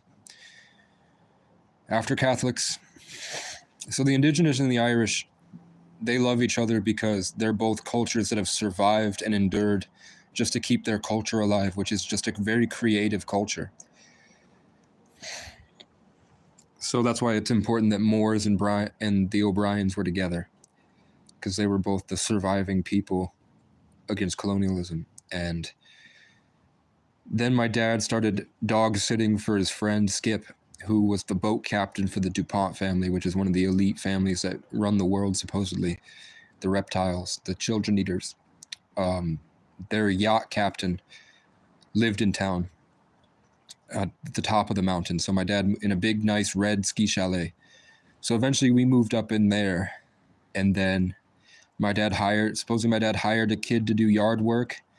And we think that he smoked a joint and then flicked it out. And then it burned the brush pile, which burned everything down. Or as I'm getting older, I think that I didn't realize how prevalent jealousy was. So I think, anyone could have burned that down. I don't see how an entire barn burned down from one cigarette. I think he started the fire on purpose. Then my mom moved out, and my mom's got trauma, and she wouldn't let me hang out with my dad. So I didn't really get a great relationship with him as a child. I loved him. But my mom sort of like sunk her claws into my belief system, and I started acting like her, which is trashing on people for fun. Like I joined the hate my dad train, which now that's evolved, and then they got a hold of my aunt and my cousin, and now my aunt and my cousin are on the hate Casey train, because I'm the only one available to hate. So that's all it is. They make up drama to validate their miserable, useless, pathetic lives. And then occasionally I'll call them and I'll work them through their problems, and they get to a better point after they scream at me lies, slanderous, malicious lies for hours. And I have one of those recorded. If you can go back to the Battling My Mother video to find out what my mom is like. Just like pretending and then attacking me, pretending and attacking me. And then shaming me for things that she admits that she experiences, not me. So basically projecting. And that's all it is. My cousin's a pussy. My aunt's, I don't know. I think she's always striving to be country, in the type of country white that I don't like. Other than that, she's very nice. But then she does like very petty things. Like I was mad at my cousin because I had one pizza left and he ate my pizza while I was asleep, and he was antagonizing about it. He was like, I hate your pizza. And then, because I was happy, like my mommy bought me a pizza. My mommy usually calls the police and lies, and they come and traumatize me forever. But she bought me a pizza, so I was really happy. And then he ate it because I was happy. So then I was like, are you ever going to do anything with your life? And he said, no. So I was like, well, you're going to be a loser forever. And I went for a walk out in the forest because that's where I feel happy. And then when I came back, they had taken all my things out and put it outside, like right in the front. So when I walked in the doorway, I'd see them with these disgusting smiles on their faces, happy that they were going to hurt me. Like one time they had a full room available and they made me sleep in my car outside. And they live in Section 8. They don't have any income. What pieces of shit, right? But they think it will never register in their minds. I don't know why they're such sick people. But I've learned about narcissism and avoiding trauma in narcissism to try to be better in my own life and try to understand what I'm going through. And that seems to be the case. It's just they're very sick people.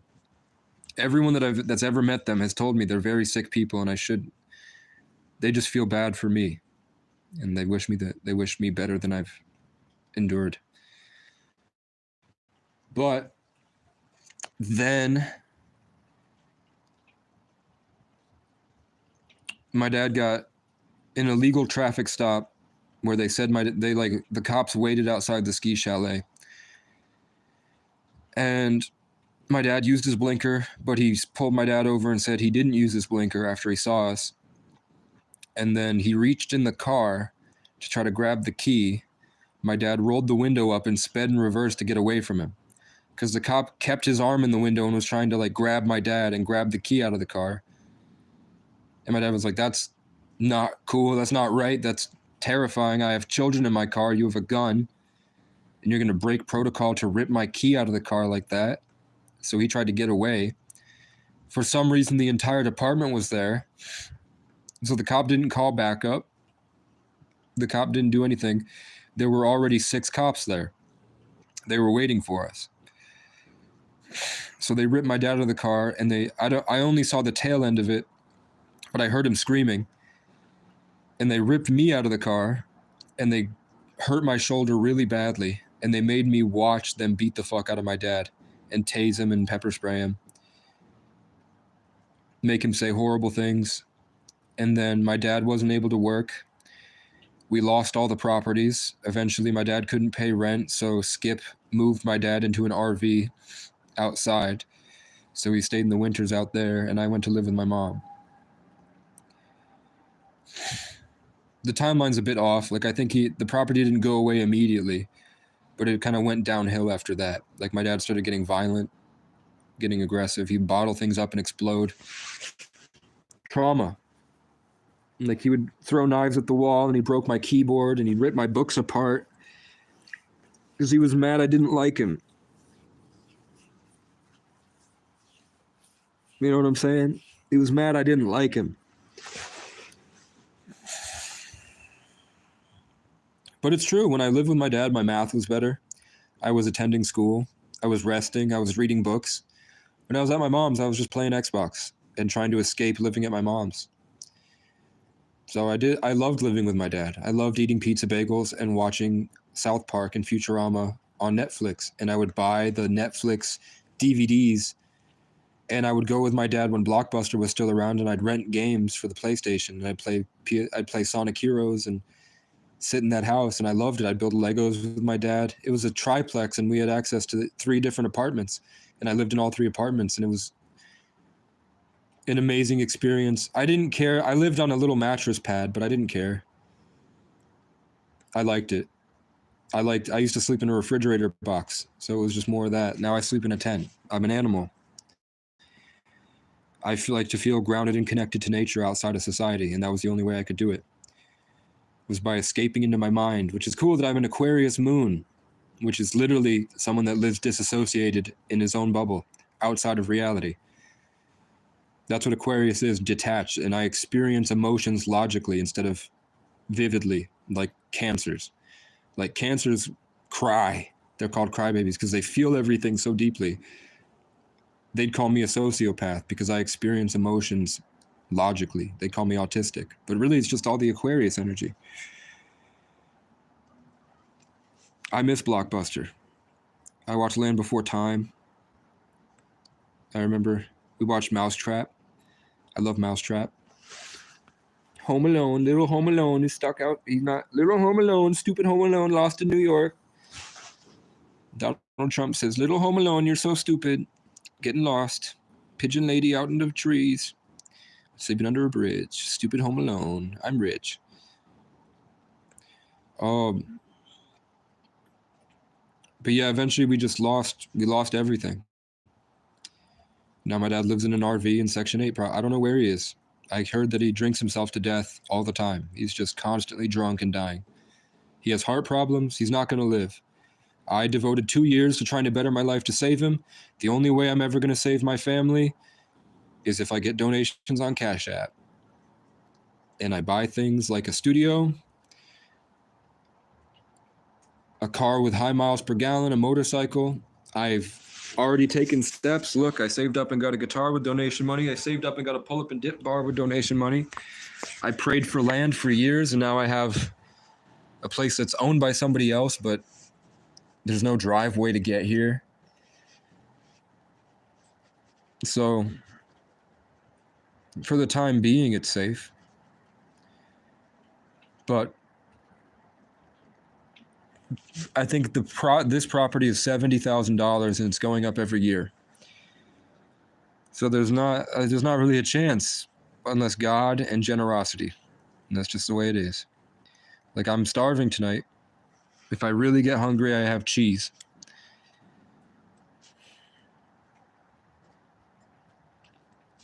So that's where I'm at. How I became homeless is a long story.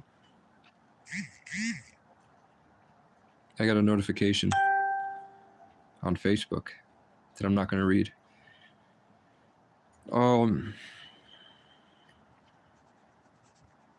So when I lived with my mom at 13, I was just playing video games, really. I didn't really have goals. I think my cousin is a Leo and I'm traumatized. So I think I was more embodying his energy without realizing it. I hadn't become a person yet. I was smart, I was intuitive, I was caring, but it seems like my vibe is just kind of holding on to everybody else's and making things with it. Because I grew up with my dad and my mom.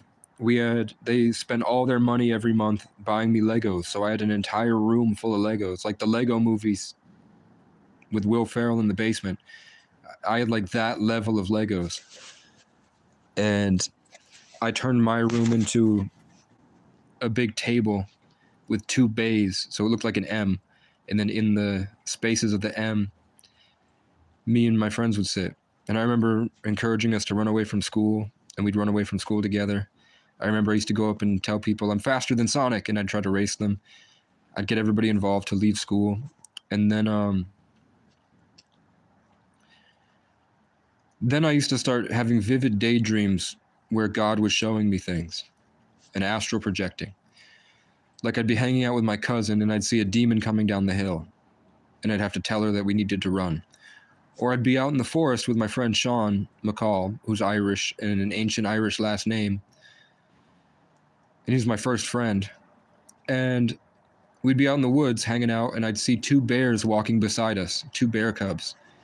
And I knew it wasn't real, but I'd go home and tell my mom, I saw two bear cubs, and she'd say, stop fibbing. But I really did see two bear cubs walking alongside us when I was like 9. Maybe 10, 4th grade. And then I would see, before I knew about the Matrix and Men in Black, I would see guys in government suits that would pull up in Cadillacs that would question me about life. And they would ask me how I feel about things and what I want to be when I grow up and how I see the world. They would interview me. And I knew that was in my mind and not real, but I would still say it because it happened. I remember the first time I met my spirit guides, and they explained to me that they're called imaginary friends, and that they're just going to be with me. And they looked like they looked like stars. With the Unreal Engine, I can make it. I can show what they look like. They're not like cartoon, like blues. They're like black hole neutron stars with Einstein-Rosen bridges around them. Not like biblically accurate angels.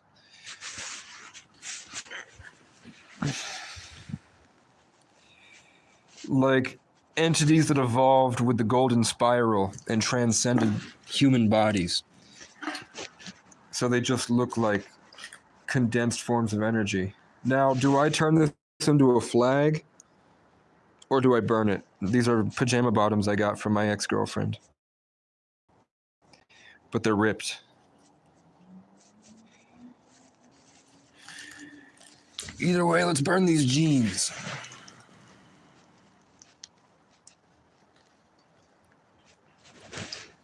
I could go down and get a Big Mac, but I won't. I have peanut butter and cheese.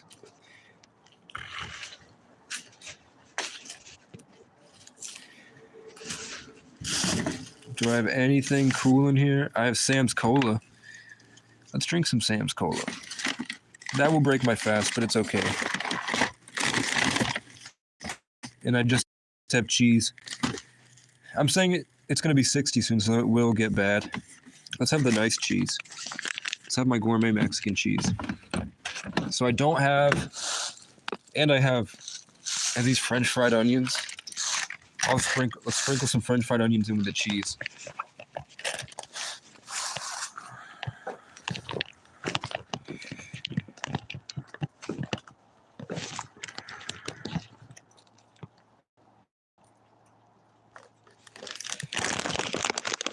We're gonna go until this is over. Then I'm gonna go until the jeans burn. Then I'm going back in the tent. Then what?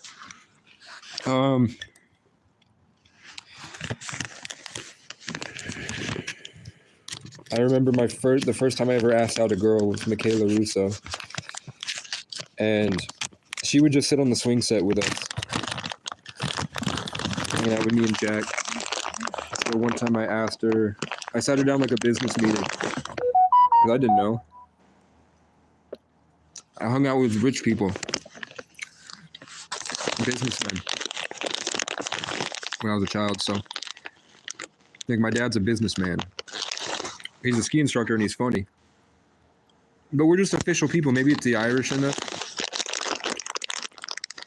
to only be stoicism and rage, making funny jokes. But in 4th grade, I said, come with me, and I brought her to the middle of the room in front of everybody. And I put my hands on my knees and I sat down like a business meeting. And I said, hey, I like you. Would you like to be my girlfriend? And she was like, And she walked over to Haley Carroll and told her, and Haley was like, really, Casey? They used to call me Crazy Casey. Come on.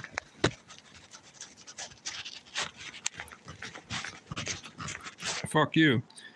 The wind blew in my face.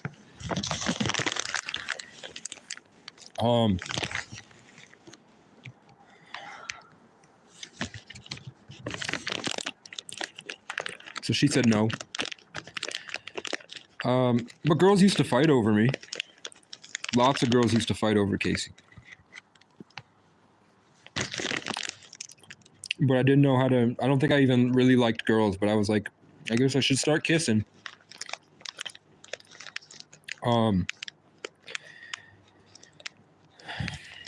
Then I moved back in with then 5th grade happened, and I moved back in with my dad. My mom gave me. So I lived back with my dad, and that was nice, eating pizza bagels, watching South Park. But then he would freak out. That's when I started playing piano.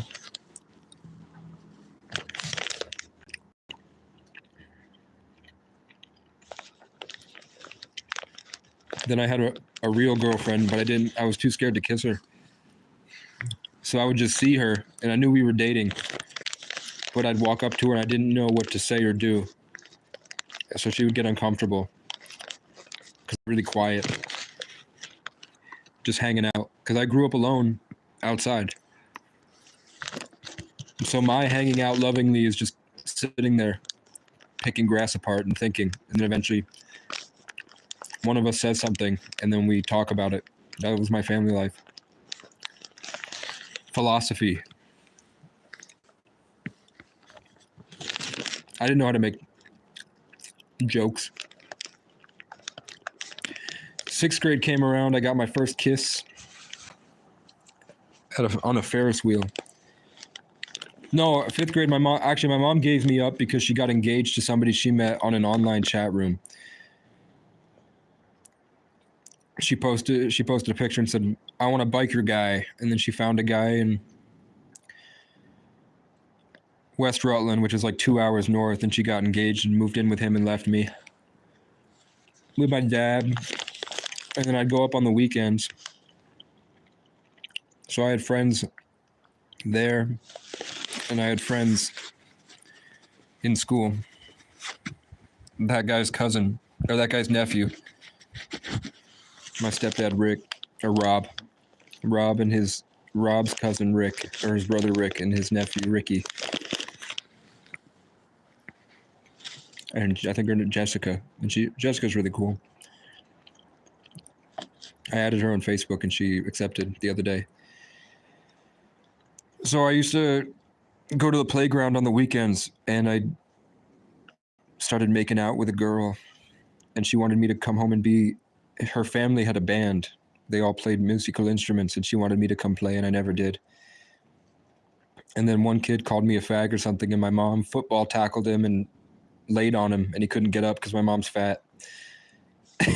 So she saw a kid bullying me on the playground, and she ran up to him and tackled him on the ground and then held him there. And I felt the kid get traumatized. I don't know what to do. He never fucked with me again. I think Ricky started doing drugs around then. I didn't do them. Walked around Rutland. Then we moved to West Rutland. And I think either I went back to live with... Yeah, I did go back and live with my mom. So part of 6th grade, I was in West Rutland and then back with my dad. And the kids would bully me. They called me crazy. They called me a fag. One time I put hair gel in my hair and spiked it up and told everybody that I got electrocuted. And they were trying really hard not to believe me, and I was really convincing. And then my imaginary friends would tell me these really funny jokes.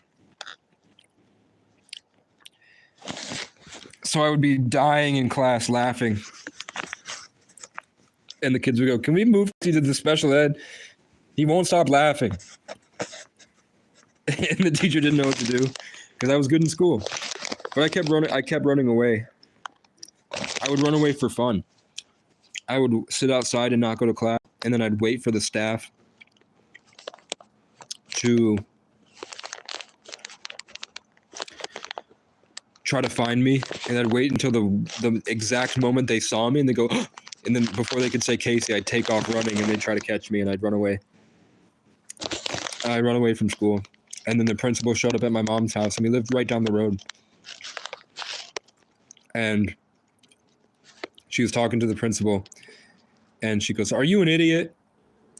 And either the principal or vice principal goes, "Don't call me an idiot." And she said, "I'm not calling you an idiot. I'm asking if you were one."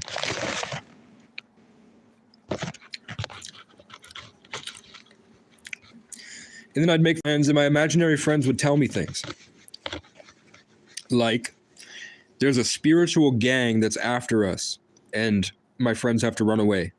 So I have to get my friends and run away before the spiritual gang can come get us. And I didn't know the word spiritual, but I knew that it was an imaginary gang, like floating in another dimension. And they were after us. And the crows would start calling. I'd look around at the birds. We hung out at the quarry and stuff and abandoned places. So I would just every couple days I'd freak out and try to convince everybody that the gangs are coming. So we had to go. And then my friends were very wealthy, and my family was not wealthy at this point. I don't think we were ever really wealthy, but we had wealthy friends. And wealthy family. Eventually my mom gave me up, and I moved back with my dad for 6th grade. I went back with my dad.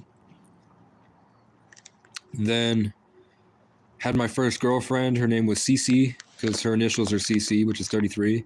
I remember watching the Simpsons movie at Brooke Ellis's house, which was a lot nicer than any of my houses. It was way up in the mountains. It was just like the nicer wood. My houses were bigger, but it felt like the paint was nicer, stuff like that. They seemed more put together, normal people. Like, they had horses. They would ride horses. Their whole family lived in the area, so they had like friends in town, and with their cousin, they would go ride horses through the trails and everything. Which I didn't have that. I had rollerblades that I'd roll around Section 8 in circles, just rolling in circles for hours, rolling and then jumping. There's one little jump, and then there was like an indent runoff drain. that was deep that we would ride, me and my Nepali friend Suraj Karki and his sister Nimrata. And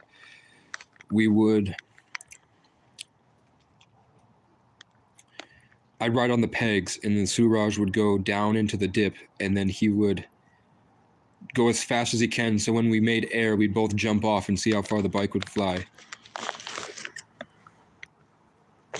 I was kind of a bully.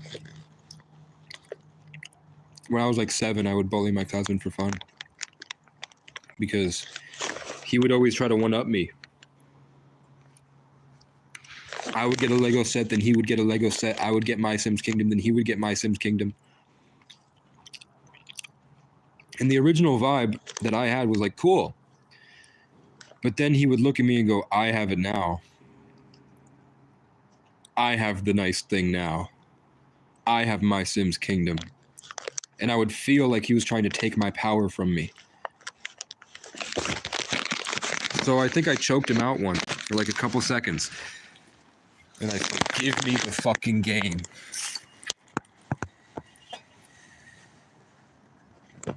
And it wasn't because I didn't want him to have it. It's because I didn't want him to be like that. I was overthrowing a tyrant king in my mind. In my mind, it was like I tried to befriend the Englishman or the Italian, and like I tried to befriend a Roman emperor, and the Roman emperor went to the dark side. And was showing me that he was gaining power. Whereas I was like, look at all the cool things we can do. Now we can play together. But he was like, no.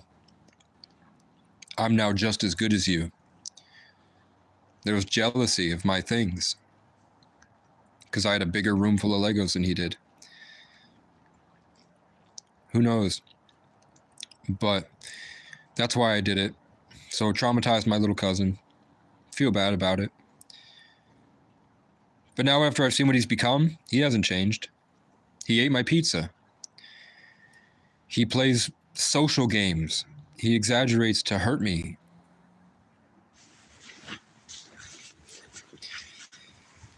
He hasn't changed at all. He was molested. So somebody took power from him. So maybe that's what it was. But I think that happened after the case. But it just seems like everybody's got their own themes in their life, their own personal things. They're living in their own stories. I love my cousin, but I don't like I love everyone, but I don't like their actions.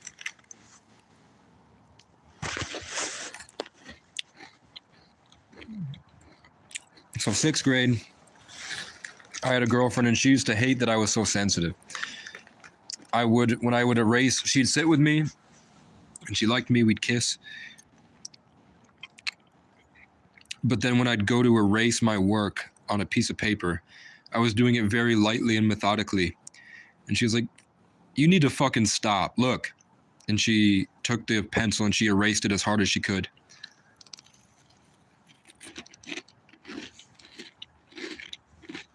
And then she broke up with me for Hayden Reed. And I was mad about it, but now Hayden is like 5'3". He never grew. And he's fucking ugly and fat. So I'm like, who won in the end? Hayden. She'd brag to me about, Hayden's going on this trip now. Hayden's going on this trip. He's on a plane right now, Casey. He's going to some cool place. What are you going to do? And I just wouldn't answer because I was quiet. I never spoke unless I was making jokes to myself. So she would try to make me jealous with Hayden's money.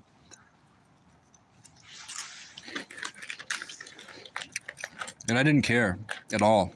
I was happy she broke up with me. And then I tried to date other girls. That's when Facebook popped off.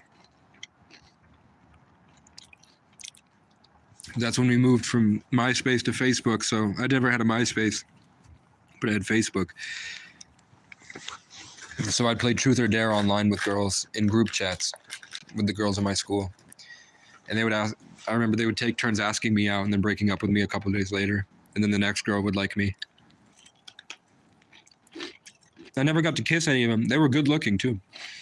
For 6th grade, like in my grade, they were good looking, and I felt like there was only really a couple girls that were older than us that I felt were pretty.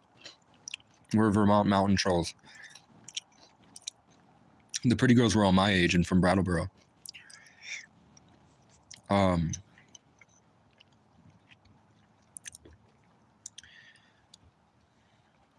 remember I dated Brooke Ellis for 2 days, and then I didn't know how to talk to her, so I typed hello into a calculator and showed her. And she was like, oh, okay. And then she broke up with me at recess.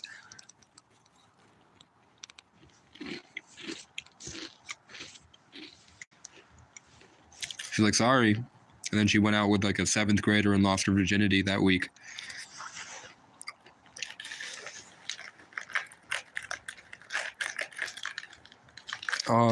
Then my dad started freaking out a lot, or just getting aggressive.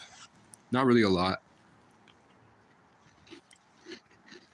But I moved back in with my mom. She broke up with Rob and came back. We lived on Shafter Street with the same family, coincidentally. We moved in to another apartment building, or just a triplex, a duplex. And then the Moore family that I lived with originally was there. So I lived in the same building with them again. And when you're a kid, everything is bigger. So it was like a big deal for me to leave the house and walk outside around the building and go in and live with Tyler. And that was the first other family other than my aunt that I ever lived with, that I ever got to see their family dynamics. And they were really cool people. I love Tyler a lot. He was a great friend. I loved the family. They welcomed me. We played Minecraft together when Minecraft first came out. I originally played in West Rutland when you could do the demo, but then when Minecraft became a full game, we had it on Xbox. And I remember his dad came in and was like, why don't you fucking go outside and learn some skills? And I remember saying, like, I said, wait, look. I was like, what do you mean? Look at this. And I put down redstone with the piston. I'm like, this is electronics. Look, this is architecture. This is survival skills. And he didn't say a word, but he never bothered Tyler again. Maybe because his dad didn't know how to do what I was doing with redstone.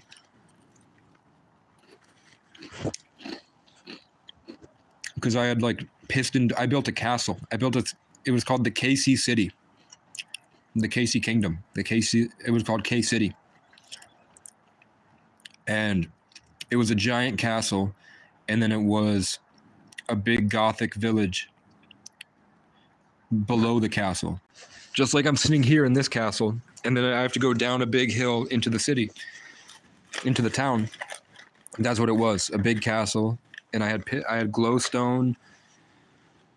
The second floor was made of glowstone that I put glass on to walk over the lights, and then I had stone under it so that the bottom looked like a medieval keep and the top looked like a futuristic golden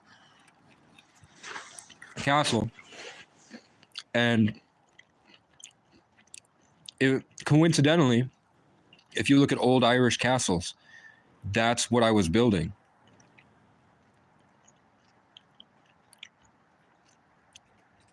I never looked up tutorials on how to build castles. I just made what my mind wanted to make, and I ended up building things that look like Brian Boru's home, my ancestor. I kept building castles that looked like my ancestor's castle. I swear to God. And I would do like redstone piston doorways and mob farms. And Tyler and I would watch the OG Survival Island videos of just like a guy and his girlfriend and their friend that they drink with playing Survival Island, and would play characters, and we'd watch those.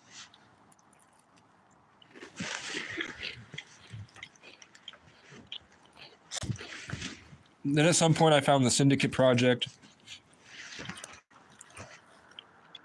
So I watched a lot of the Syndicate Project. Call of Duty Black Ops 2 came out, so I played a lot of that. I was really good at that. Learned how to rape train. Then, 8th grade came around. and we moved into. My mom moved out of that place and moved into Whitingham, and we lived in a town of like 1,500 population, way like 7 miles out of town in the mountains.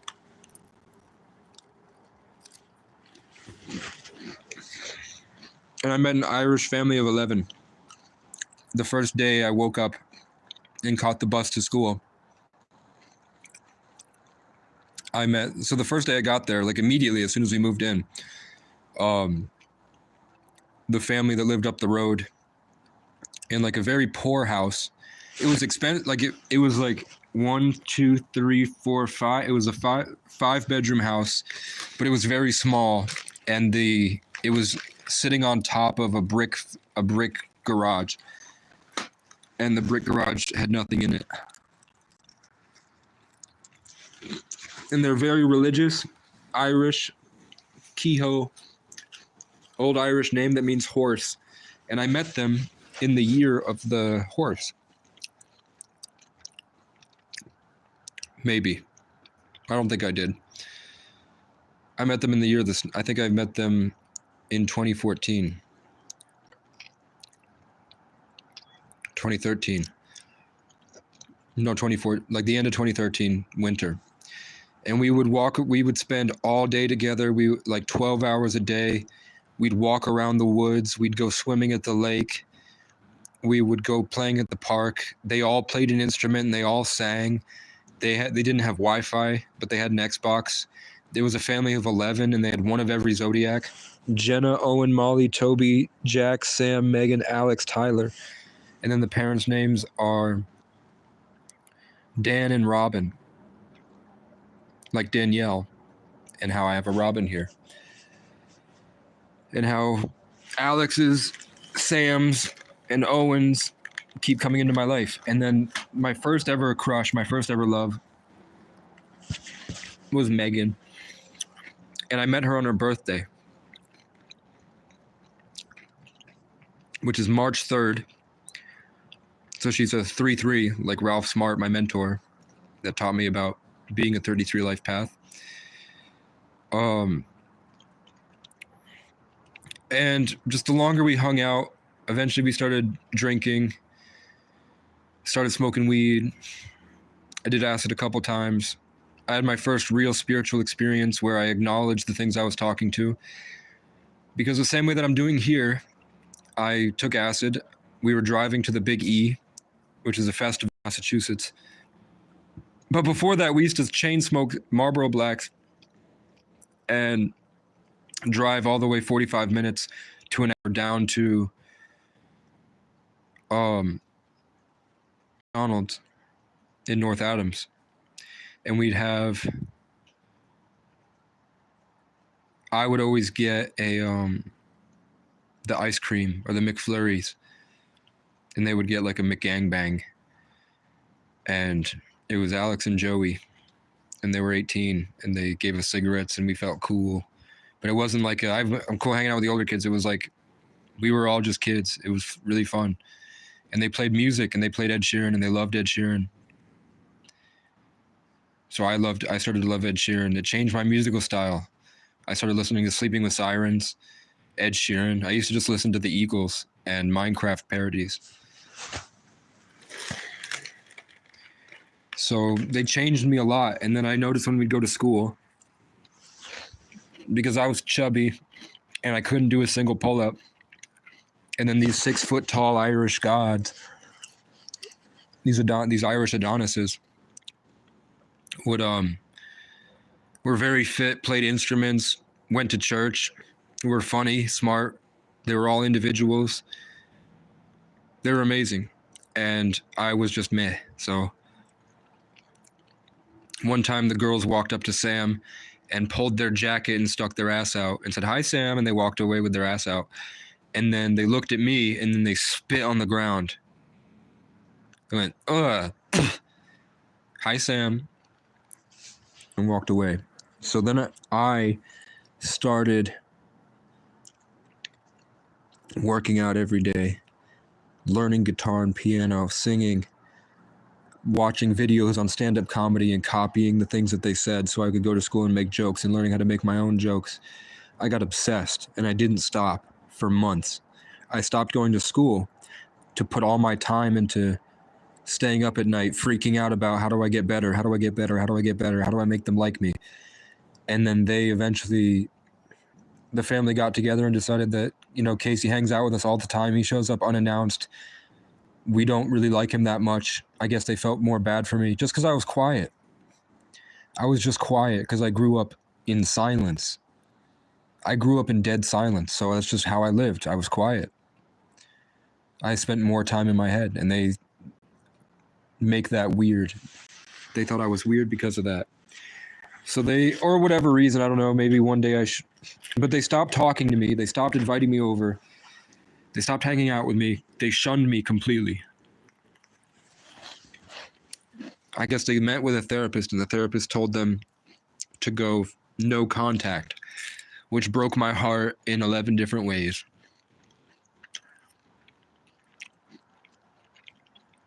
So I just went harder. I would show up at their house unannounced and knock on the door, and they were eating dinner at the main table, which is right in front of the door, and they would not answer it, and they would not look at me.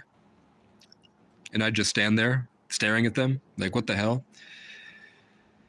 And then I'd just walk around. I'd go jump on their trampoline for a couple hours and be like, maybe they're just busy and they'll come out and say hi like they used to. And then they never came out. So I'd jump on their trampoline for an hour and then walk home. Like I'd walk around the property and walk home. Then I started really obsessing. Then I was like, I want to live with you guys. Please let me build a shack behind your house. And I looked up, like I thought about it all day. If I dug holes in the ground and I poured concrete, then I could build a foundation. Because I watched Treehouse Masters at Peter's house. Eventually, my dad's friend committed suicide and gave my dad everything, which was right down the road from Skip's. And then the Richmond, north of Richmond, within a week, came and had a loophole to take everything from him. And, you know, I was young. I wish that I could have pushed myself and been like, okay, move everything to Skip's. Don't worry about a storage unit. Don't worry about whatever the fuck Skip has to say. There are tens of thousands of dollars of stuff here. Just get it to Skip's and put it in the yard, and we'll buy a canvas tent. We'll cover it with the canopies and put it inside. And Skipper's going to have to fucking deal with it while we work on how to make money from these. God blessed us with millions of dollars. And then it was just, I think my dad got overwhelmed and we couldn't figure it out in time, and we lost a lot of stuff. And then my dad, I don't know why my dad put a storage unit in New York hours away at a girl's house that he was in love with for a long time, named Christy. But he moved it all down there to her house, and her boyfriend started selling it all for themselves.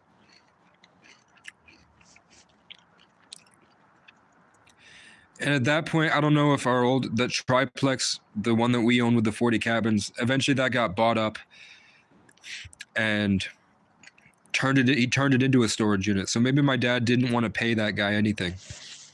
Maybe my dad would rather go to New York with a storage unit than have to put it in the house that was taken from us. So we lost that. But I used to watch Treehouse Masters in Peter's house. So I knew about how to put concrete on the floor, dig it up in the ground, put concrete poles, put wooden beams, and then build a shack palace. Just like something smaller than this, like a little bit bigger than the tent size. And I would sleep in the back. I just wanted to be near them. I loved them. And they shunned me. And then guess what, guys? A couple weeks after they shunned me, their entire fucking house burned to the ground and killed their dog. And they had to leave. Very soon after they shunned me completely, their house burned down.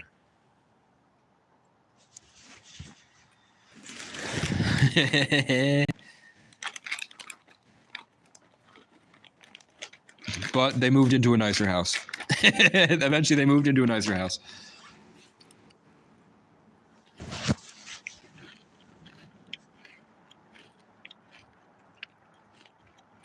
But the damage had already been done.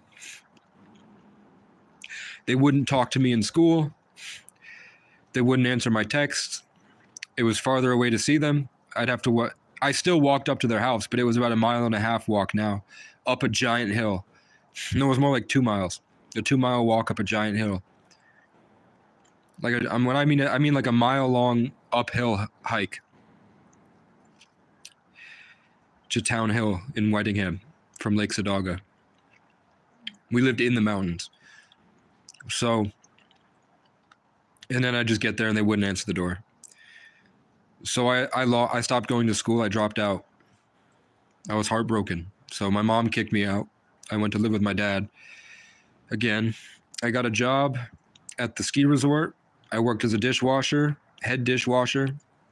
Some nights I wasn't supposed to because I was 14, but some nights the guys would make me be head dishwasher. So I was handling in 200 degrees with the industrial kitchen, and I had done my last tab of acid. I did an entire night by myself on a busy night when Cheap Trick was playing. And I went outside and was trying into the main room. I did the dishes early. I would bang them out and went out to see Cheap Trick, and I was on acid and they kept trying to throw me a pick and I couldn't catch it. And then the rich people would come up and push me out of the way and take their pick. So the big guitar player kept trying to throw me picks and I couldn't catch them. And then the rich people would come take them from me. And Cheap Trick's security guard was there. And he hung out with me. And then his name was George. He's this really tall, light-skinned guy. He looked more indigenous than African. But he says he's black. It's 2 black parents, but he's got light skin.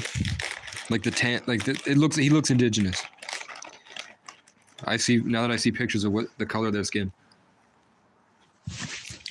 It's that obvious shade. But I don't know. I don't know his parents. They might be like completely dark. I don't know. Maybe I'm wishful thinking. But after the Kehoe's house burned down, I went in and took a bunch of their stuff. And they had a pick maker and they had a bunch of like school IDs. So I made school IDs of their faces and I wore them around my neck in a necklace. And I was like, one day when they stop shunning me and I'm finally good enough, once I'm done working out and I'm buff, once I have money, once I have my life together and I'm funny and everything's successful, when I'm good enough at being a Kehoe, they'll finally take me back. So I would wear their necklaces and work out all day. And then one night after the Cheap Trick, I was on acid. I fell face first into the grease trap, walked it downstairs. My manager, Tom, was freaking out in the bowl section, the bowl closet. And then went home and my dad took the door off the hinges. And I know my dad's prone to freaking out. So I said, please, can I just have my door back? And then he blew up and he started dragging me out of the house by my leg, like grabbing my leg until I fell on my head, and he dragged me out of the house, trying to whip me out he tried to whip me off the staircase. He was going to drag me down the stairs and drag me out of the house, whip me into the snow, and then lock the door. That's what he was doing. He was trying to, in my pajamas, no socks, no jacket, just pants and a t-shirt. He was grabbing me by the leg, whipping me onto my head, and dragging me out of the house. And I would have to weasel my way out, like hurt his fingers and escape and run into the other room and just tell him, like, stop, trying to de-escalate the situation. And then he picked up a hammer and swung it at me, and then he froze in place, and he didn't finish the swing, but it was right over his head. Like he was going to do a full swing over his head like an axe. Right onto my head. And then he ran into my room and tried to grab my TV and Xbox. So that's the only thing I had anymore. I lost all my friends. I lost my mom. I lost everything. I needed to watch the Syndicate Project, play Minecraft, and lay down in bed like I do here, watching Smosh. So my dad weighed I remember my dad had a scale in the house. He weighed 280 pounds. I picked him up over my shoulder like a squat, and I whipped him over my shoulder onto the bed, but I missed the bed, and he broke his hip, I think, on the bed frame. So I grabbed he smashed my old guitar that I had, that the Keyos had given me, I think, or something. I had a guitar there. So I got my TV and my Xbox, and I walked out, and it was negative something degrees on March 18th, which is 11 years. Oh, my phone's at 1%. Holy shit. Holy shit. That would have been terrifying to sit out here with nothing and nobody. Okay. So I walked a mile and a half, and my dad got in the car in his Lexus that he inherited from Peter, and he would drive right up to me. He had like crazy eyes like this. And then he'd take off going 80, just flooring it in the snow down the road. And then he'd come back and play chicken with me. Is he going to hit me? Is he going to hit me? And then he'd swerve at the end, which I think in his mind, he was playing chicken with himself. Is he going to kill his son?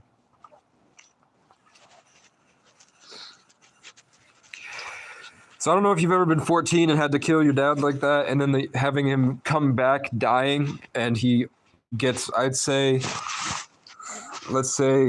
I'm standing here. Can you guys see that old couch I brought out here? It's like a car seat. That's how close he got. If he was like hands off the steering wheel and then put him back on and missed, he would have killed me. So I had no sock, I had no shoes on, I had no coat, I was in pajama bottoms and a t-shirt, and I walked to the next house down the road. I knocked on the door, left my Xbox on the front doorstep. It was a guy he was so sick with something, probably cigarette related. He probably had lung cancer from all the cigarettes. And he couldn't speak. So I told him, like, hey, my dad, it was the middle of the night, like probably midnight, 1 a.m. And I said, hey, my dad just kicked me out. I need to call my mom. Can I use your phone? And then he brought me inside and showed me that his landline didn't work. He didn't have a phone. So my fingers were so purple, and I can't move them. I actually couldn't move them. I couldn't move my fingers, and they hurt really bad. And I was trying to fix his landline, and then my dad burst through the door and came storming in screaming, and he fell and face planted on the stairs, just screaming. And he didn't say he was having a heart attack or anything. He didn't say what was going on. He was just screaming. And I was embarrassed and I didn't want to disturb that guy's night. So I just got back in the car with him, and we drove home. And then he ran into his room and was just screaming. He was dying. He was screaming and dying. And then I called the police on acid, and I had to guide them. Oh, look, my other flashlight. I had to guide them all the way from Brattleboro, which was the only place that answered, because Wilmington PD would not. They hurt my dad. They were the ones that traumatized him and beat him up. They wouldn't come. They didn't care. Right when I said, my name's Casey O'Brien, they didn't answer, like they hung up. So I had to call Brattleboro, and by the time that I had fully gotten them, like I had to guide them to Hummingbird Way. I don't think Google Maps, the police didn't use Google Maps back then. She wanted me to describe exactly how to get from Brattleboro to the house, Hummingbird Way,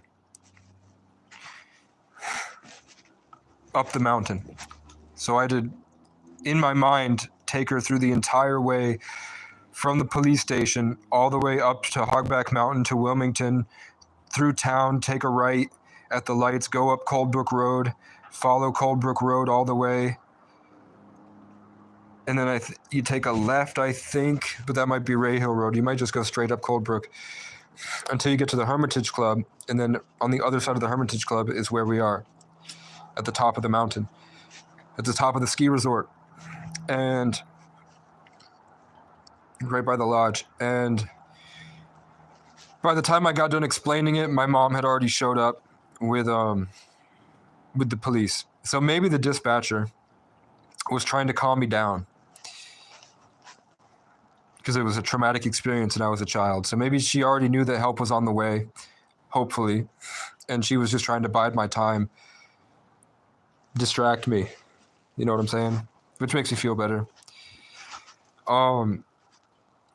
Then my dad got taken in a wheelchair, and the last thing I saw was just like me tapping his shoulder and being like, I won.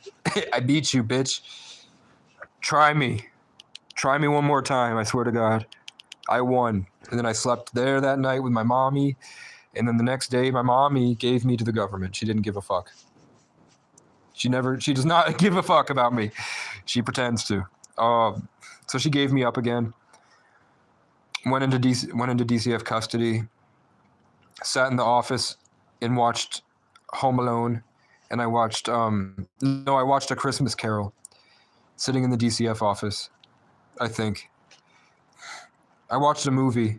At one point I watched, because I've gone back to that office a couple times, going from different programs. So one time I was there and I watched the Home Alone series and the Christmas Carol series. Little Home Alone. And then I went into a shelter program, and it was Michael, Alex, Noah, Vincent, Sam, which is just like the people that I left behind that year was Alex, Michael, Noah, Vincent, Sam. That was their friend group. So people with the same exact names. And then the people that ran the program were all Irish, and all of their names were O'Connor, O'Neill, Tier, Longley, old Irish names. I think Longley's not Irish, but she looked very Irish. And a guy named Ed, and then Penelope, and she was a bitch, and we hated Penny, and we liked Justin that would do the night shift. He was really cool. And I would just make jokes. I read the entire police handbook, front to back, in a Russian accent, because we used to joke about, me and Aaron would make jokes all day, and one of the jokes was just talking in a Russian accent was really funny to us. Aaron said that I was a genius. Dan said that I was an enigma. Aaron and Dan got me through that program, and then when I moved on to the next program a month later, first off, I was recovering from acid and trauma. Second off, I didn't want to leave my room because I was traumatized. I was scared.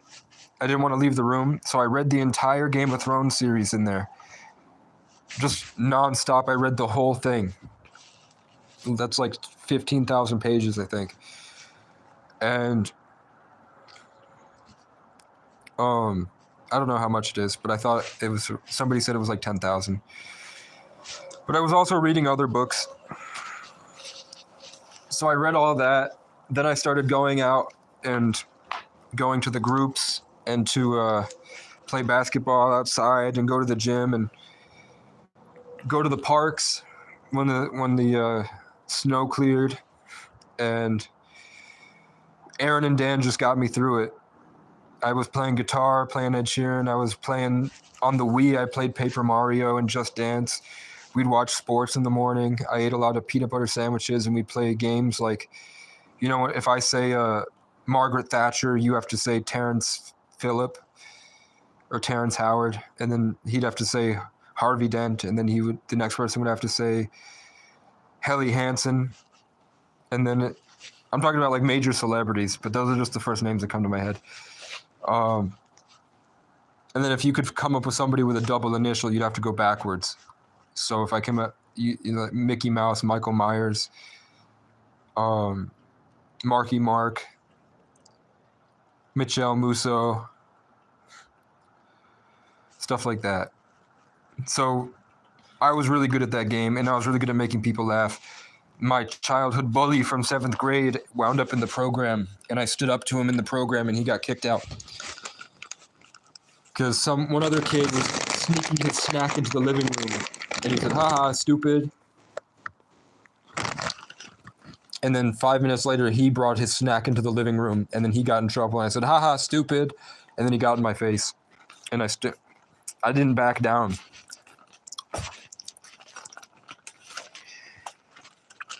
But then Noah, there was a 13-year-old with ADHD that kept jerking off in the room. And then after that, he would go crazy.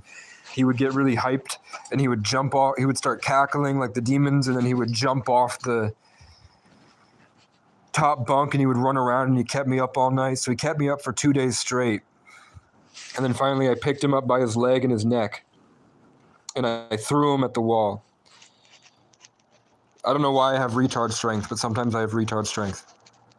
I fucking whipped this kid at the wall, and he fell into the wall. And then I picked up his glasses while he was crying and broke them.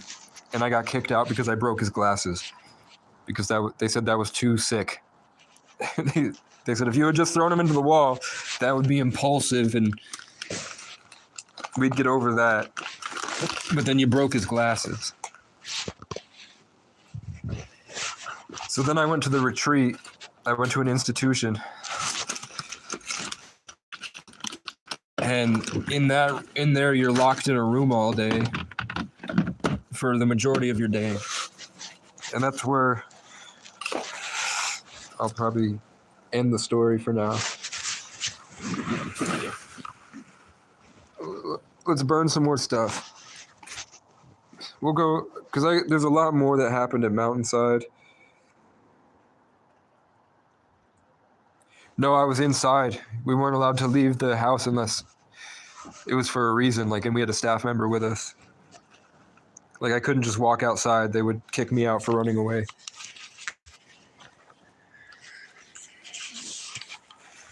I could have thrown it out the window, but that didn't feel complete enough because I knew he would have the glasses.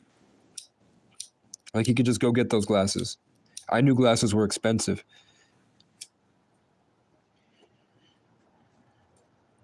And I also, just to tell everybody, I knew he had insurance. I knew all of us had Medicaid, even when I was 14. So when I was Boone's age,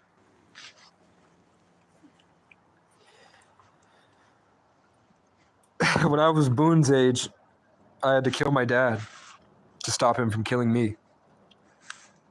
And I was in government programs. And I had already lived with tons of different, probably 20 different towns. No, probably 7 or 8 different towns.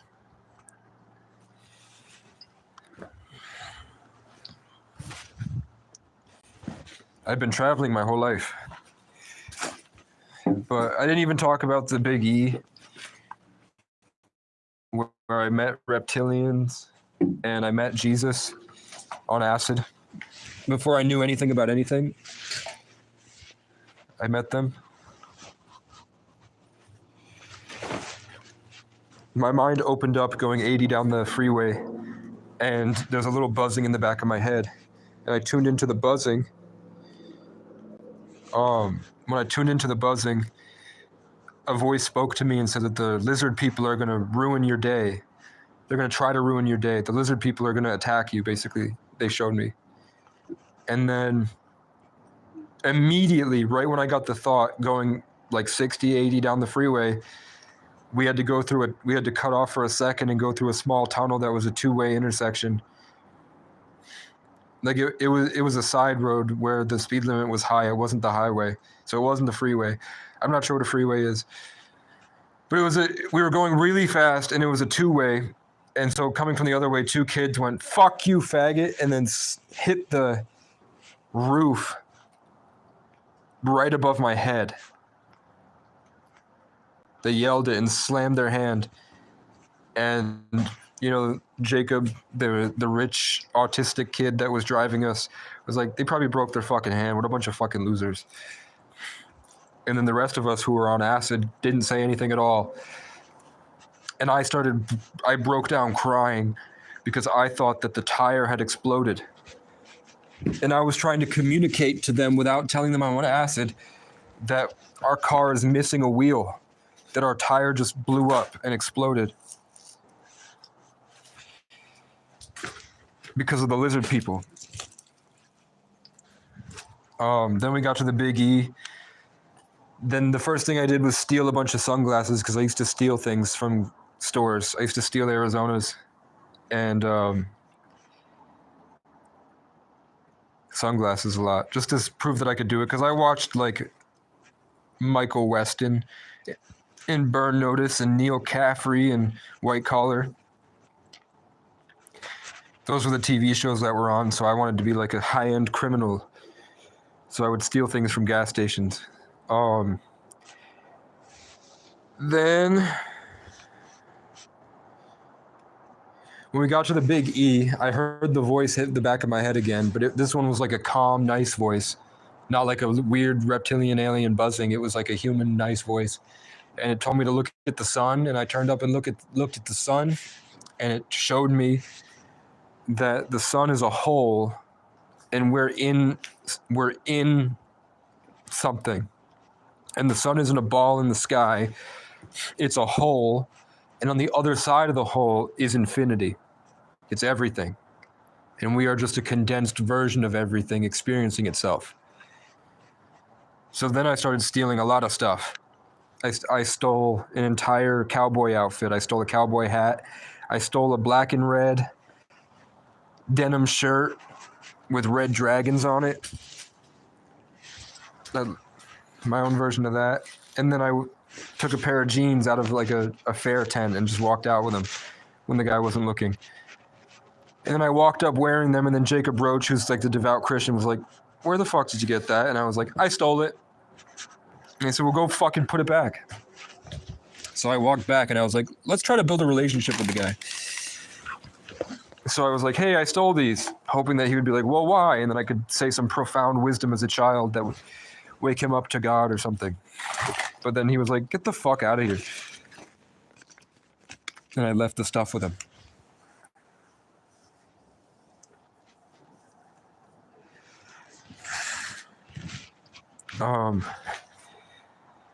So that happened. I feel tired. I'm tired and drained.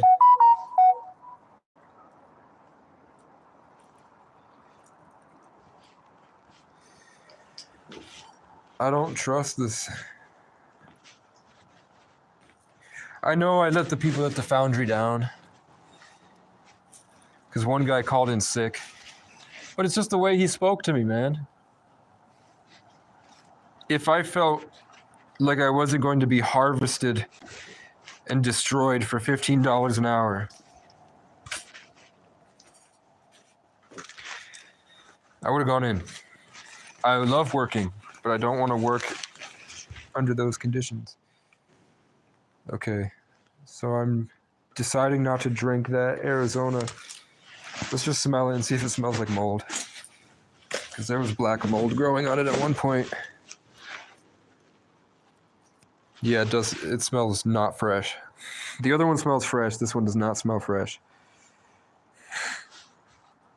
I'm going to leave this going, but I'm going to put the lid on it.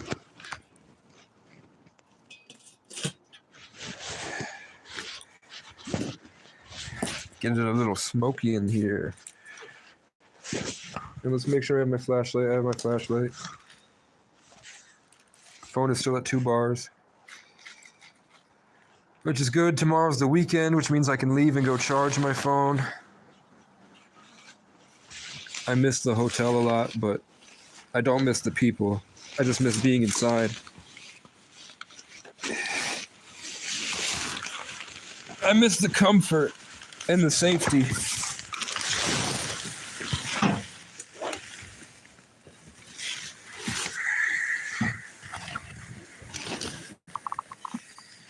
Where's my shoe?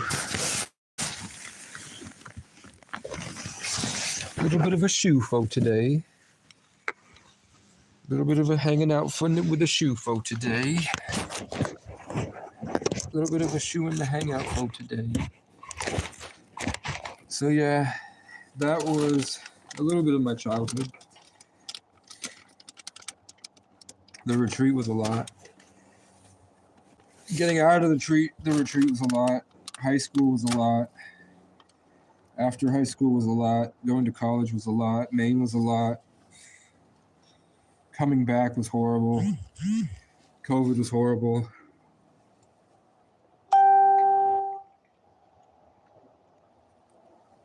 But that's when Casey really starts to become Casey. And there are things that I do that you wouldn't believe. Some of these stories and how it all ties together.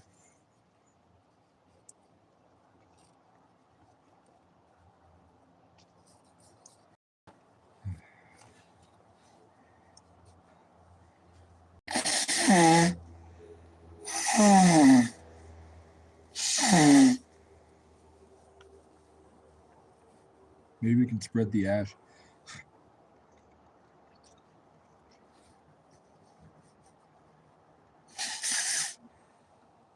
I don't know. I want to get on a horse. I want to wear a cowboy hat and get on a horse. Maybe be a tour guide and like I thought it would be cool to be a like this year at some point I wanted to get on a horse. That's all I knew. I didn't know if I wanted to be a ranch hand. I thought that it would be cool to become like a tour guide. Like there's like a really hard mountain to trek and rich people want to go there and they have money, so they would hire somebody like me to take them. And then through the conversations with the rich people on the mountains, maybe I would get opportunities and I would record it like a podcast.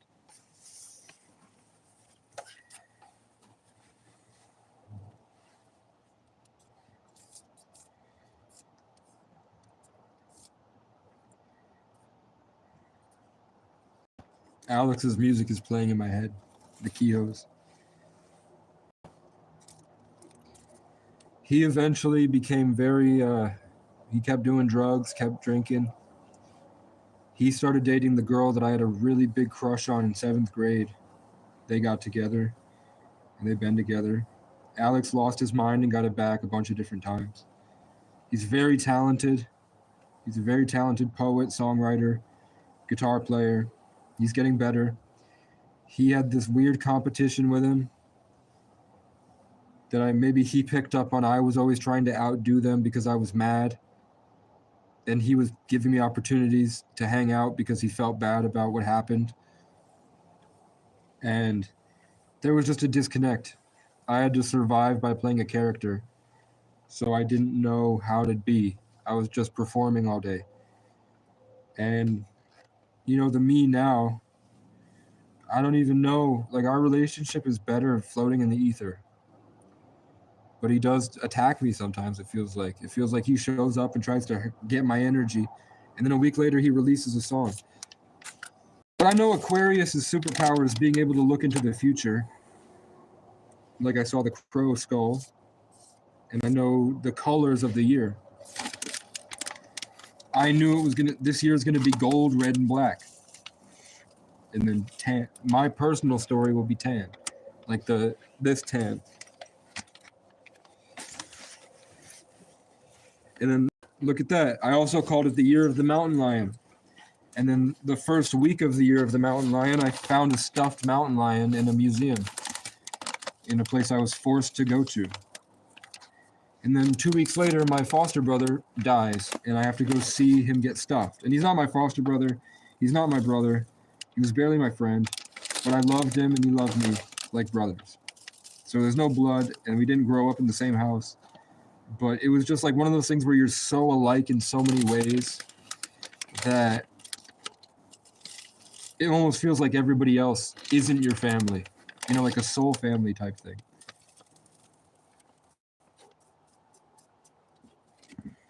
And that's why it's really meaningful that my foster parents, my foster brother was his big brother program, big brothers, big sisters program. So they would go hang out with John Michael, take him fishing and stuff. And when they got back from Ireland after they left me somewhere, I don't remember where they put me for the weekend while they went to Ireland, but they didn't take me with them. They took me with them to California. I went to Oxnard and Ventura Beach and Venice Beach. And their sister, their niece or something is a lawyer. There's a fucking snail on my fucking Crayola Blanco Pens Lapis.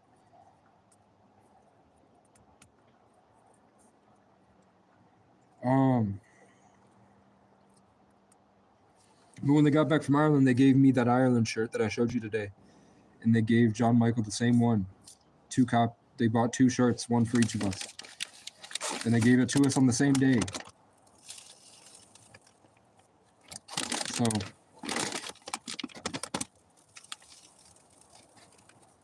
then who would have thought that 4 years later I was going to see him at a house party and one of the kids had gotten him high and he was freaking out, but he was feeling what I felt the first time that because I had already been doing music and producing for a couple of years, but I had been smoking weed for like 8 months.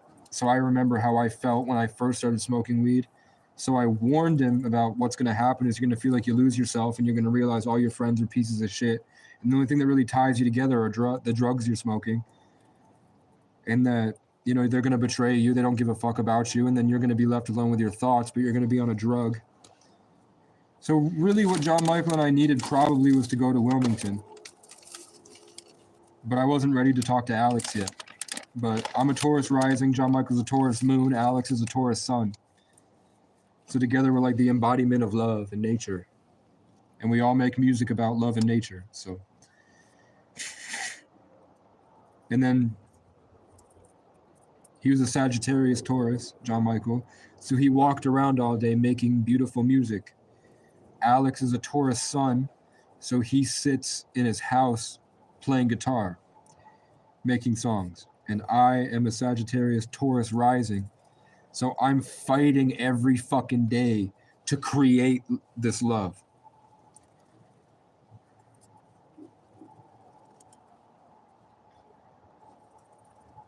I don't, like, my whole world is Taurus. Alex's life purpose and actions he's taking are Taurus. And John Michael experiences the world in Taurus. I experience the world in Aquarius, and my actions are Sagittarius. But the encompassing embodiment of Taurus is my life, whereas John Michael was Sagittarius, and so is Casey down there. More philosophizing, emotionless, competent, motivating.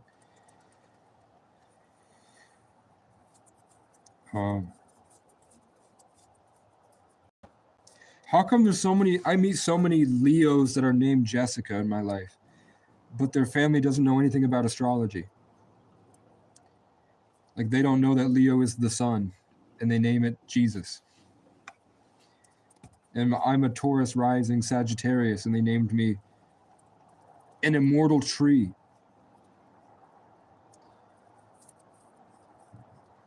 But John Michael died, man. He's fucking dead. He had this unhealthy competitive nature at the beginning, and then at the end, he was just trying to make his older brother proud because he lost his brother. His actual older brother died, and then he latched on to me. But then he was going crazier and crazier. He was saying that he wanted to switch souls with me.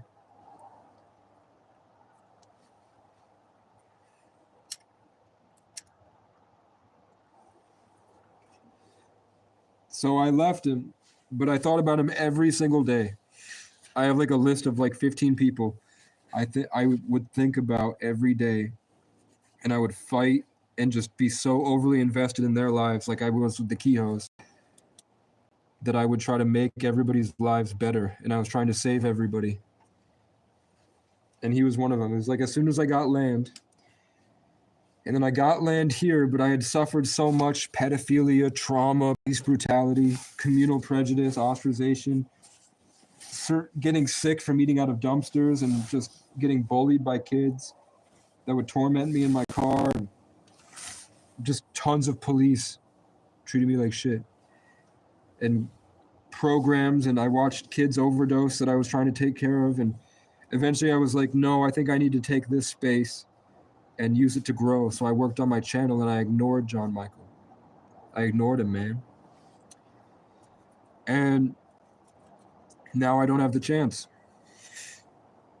This was going to be when I'd been thinking for like 6 months that when the spring melted, I was going to bring John Michael here and we were going to make content together.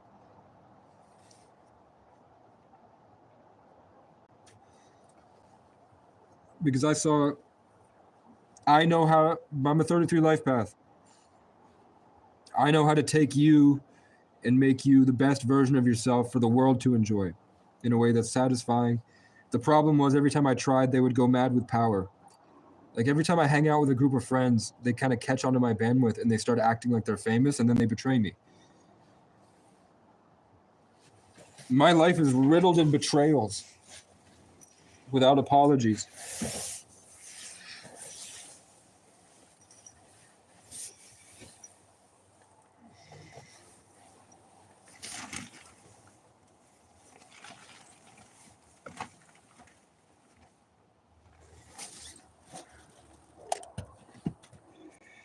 And I pooped in a laundromat in 2022, and then I took out the trash. That's right, I did. And I have pizzas in here. There's my bowls. I'm ashing in spaghetti sauce.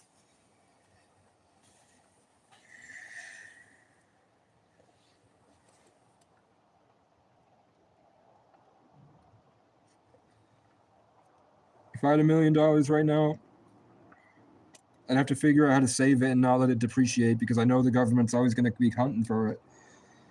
So I have to figure out how to hold on to it. And then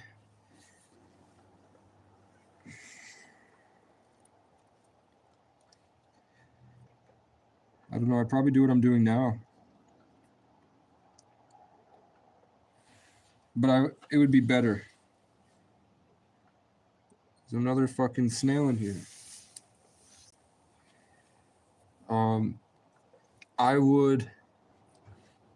The goal would be to finish the albums and to finish the songs, to make the TV shows. And then I would start upgrading my stuff. And then I would just be chasing ways to change the world. So I would be trying to find places to build towns and revamp eco-villages. I would be trying to make trails. I'd probably get a horse and I'd get buffed very quickly because I'd have access to a private gym. Like I might rent out an Airbnb for like 2 months and just work out all day making music. And then I would have the ability to call my friends and be like, hey, I love your style. I love the songs that you're making. I want you on the album. So then we'd get an Airbnb on a mountaintop and we'd finish the songs. And we'd work on music for months. The only thing stopping me now, like I could do the bare minimum of that if I just had a computer, a nice computer, and all the different plugins and software. But really, like I'm not really playing guitar as much as I could. I could be really committing.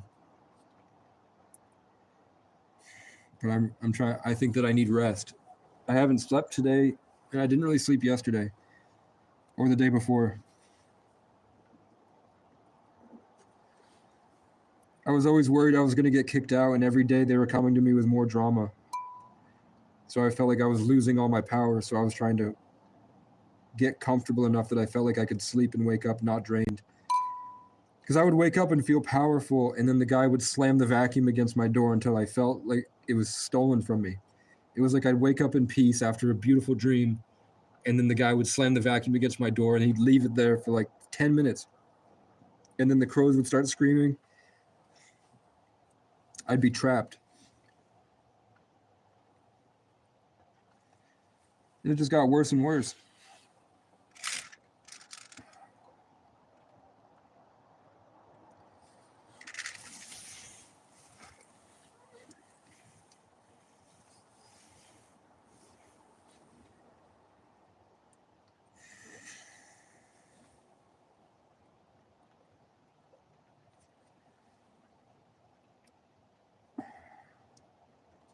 Yeah, I get to work on my.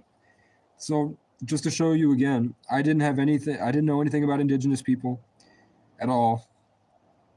I didn't really like the theme of cowboys and Indians. I didn't like Western movies. I liked Once Upon a Time in Hollywood. That was my favorite movie. But I didn't really think about it. I would just feed seagulls. And then one day I found like a giant clump of their feathers on the 4th of July. I fed 100 of them downtown in front of everybody. I fed seagulls for like an hour because I liked when they would scream around me and they would fly around me in circles. So I picked up all their feathers and put it on my head.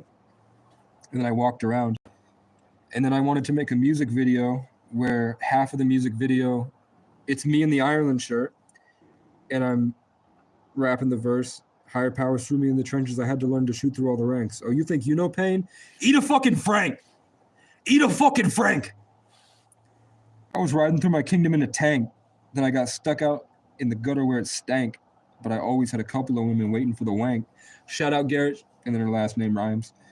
Bitch, I'm swerving, holding sermons in the streets. Get the fuck about my face before I punt you where you planted both your feet. You're all pussy and you're weak. I don't give a fuck about police. All my ops are salty, sat around and stuck inside a screen. I fucked their bitch in my brother's Kia and left her like, bye, Felicia. My whole life is a movie. I hope I make it to the sequel. If you a groupie, you get left inside a shed behind Home Depot like we're playing hide and seek. Brattleboro's gone, bitch. They got fed to the streets. I got fed up with these bitches in New England giving treats, so now we just keep them around on a leash. If my dogs learn respect, I might just let them hit them. Sheesh. When you're the Don, there ain't nothing out your reach. This song could have a couple features, but I'd have to hit delete. If you can't come with the heat, then you can't be on my beats. I can tell you reek and pay to look at feet. Petty problems never mattered much to me. I'm a heavy hitter and my blood is full of kings. I'm a masterpiece stuck around these memes. But if you fuck with me, you might just end up on TV. Like that icon Mr. Bean or that bitch that fell and screamed. Either way, you gotta pay the fee. Ain't nothing ever free. Me and APC got BDE. Come feel the energy. I killed my BPD and then took on BPD. Now a dozen cops cried themselves to sleep. I was born with extra DMT. I'm probably a deity. That's probably why the GOV tries so hard to intervene. I'm gassed up like my great-great-grandmother. Because the song is called Auschwitz. Around these clones of Adam Sandler. If you need me, I'll be out in public hunting and stunning on demonic, robotic, COVID, symbiotic, MK Ultra handlers with supersonic, psionic, socio-psychopathic, antifungal, cancer scramblers. I was born with the answers. And I just went around New England reinvigorating all my reincarnated Celtic commanders. You're all a bunch of stands and I can't stand you, bruh. I wish you all the best of luck. Lead me through the darkness, straight through to the garden. Don't leave me broken-hearted. Hold on to me, my love. If I fall before we make it, lead my children to greatness. Teach them how I saved them. Remember me, my love.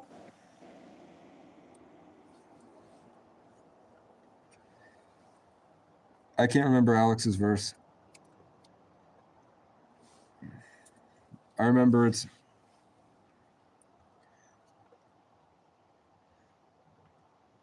You might think by our music that we're not very gangsta. But in fact, we're quite gangsta often.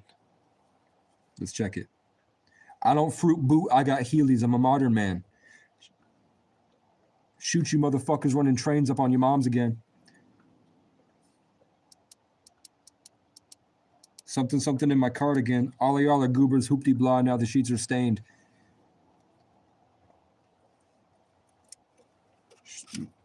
My girl is looking good in her Adventure Time PJs. Every day's my birthday and I'm about to eat cake. Boy, get low like a spout of... Girl, get low like a spout of depression, then drop it to your floor like you're losing your suspension. Damn.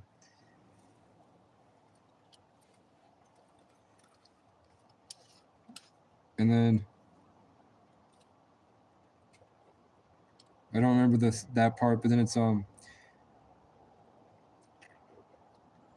know I look.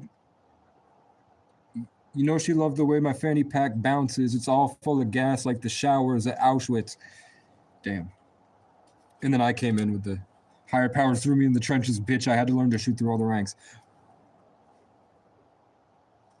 You think you know pain? Eat a fucking Frank. I was stuck out by the gutter where it stank when I was riding through my kingdom in a tank. But I always had a couple of women waiting for the wing. So that's why I'm gassed up like my great-great-grandmother around the clones of Adam Sandler.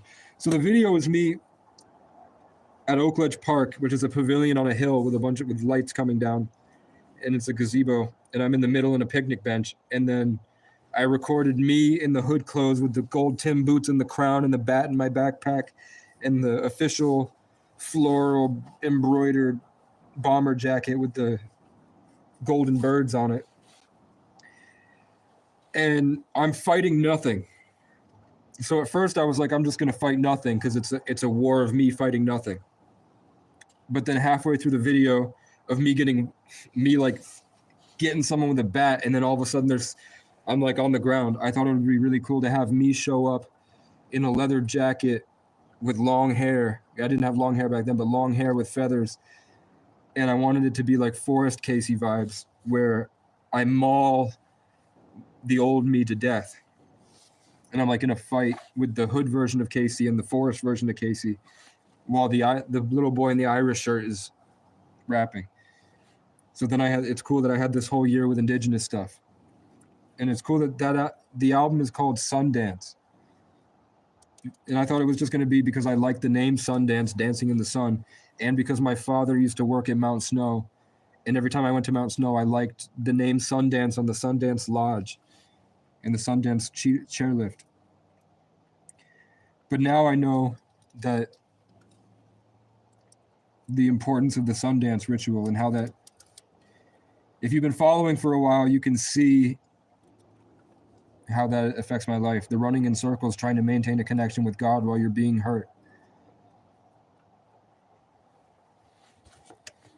So on that album, I have Safe Place, Park and Ride, Mansfield, Home, Dummies.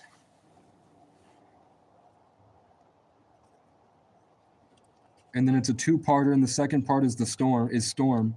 And Storm has Auschwitz, Thunder, Fall. Sundance probably will have The Man. And then I have another album called Salvation.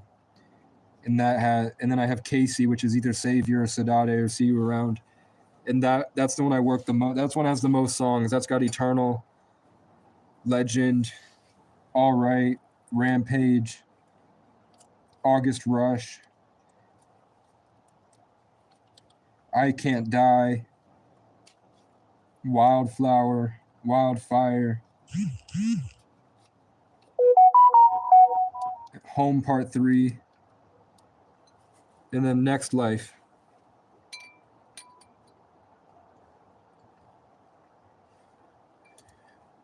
And probably a lot of other songs that I don't remember. Like, Take control, fight the world, show them all the way. The sun come down and fill my bones, I harmonize with pain. I couldn't tell you how many times I've been enslaved. But I'm so grateful for the trauma, because now I'm grateful for the grace. And we say, hey, oh, hey, oh, hey, oh, hey, hey, oh, hey, oh, hey, oh, hey. We ride through your white bread world while you're technologically enslaved, but we don't hate our neighbor, no, we know that love will break the chains. And we say, hey, oh, hey, oh, hey, oh, hey, hey, oh, hey, oh, hey, oh, hey. Angel Eagle, come on down from the heavens just to help us on our way. They come to teach us, then they leave us to find some other souls to save. Angel Eagle, come on down, hear my drums, because I need you now.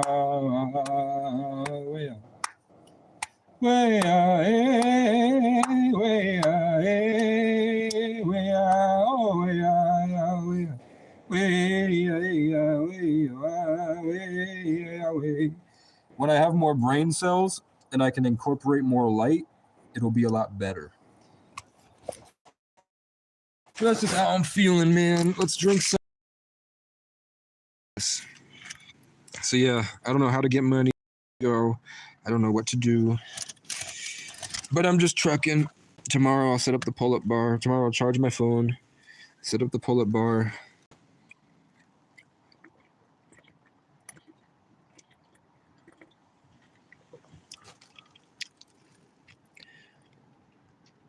Because I know at the very least I should be working on my goals with exercise.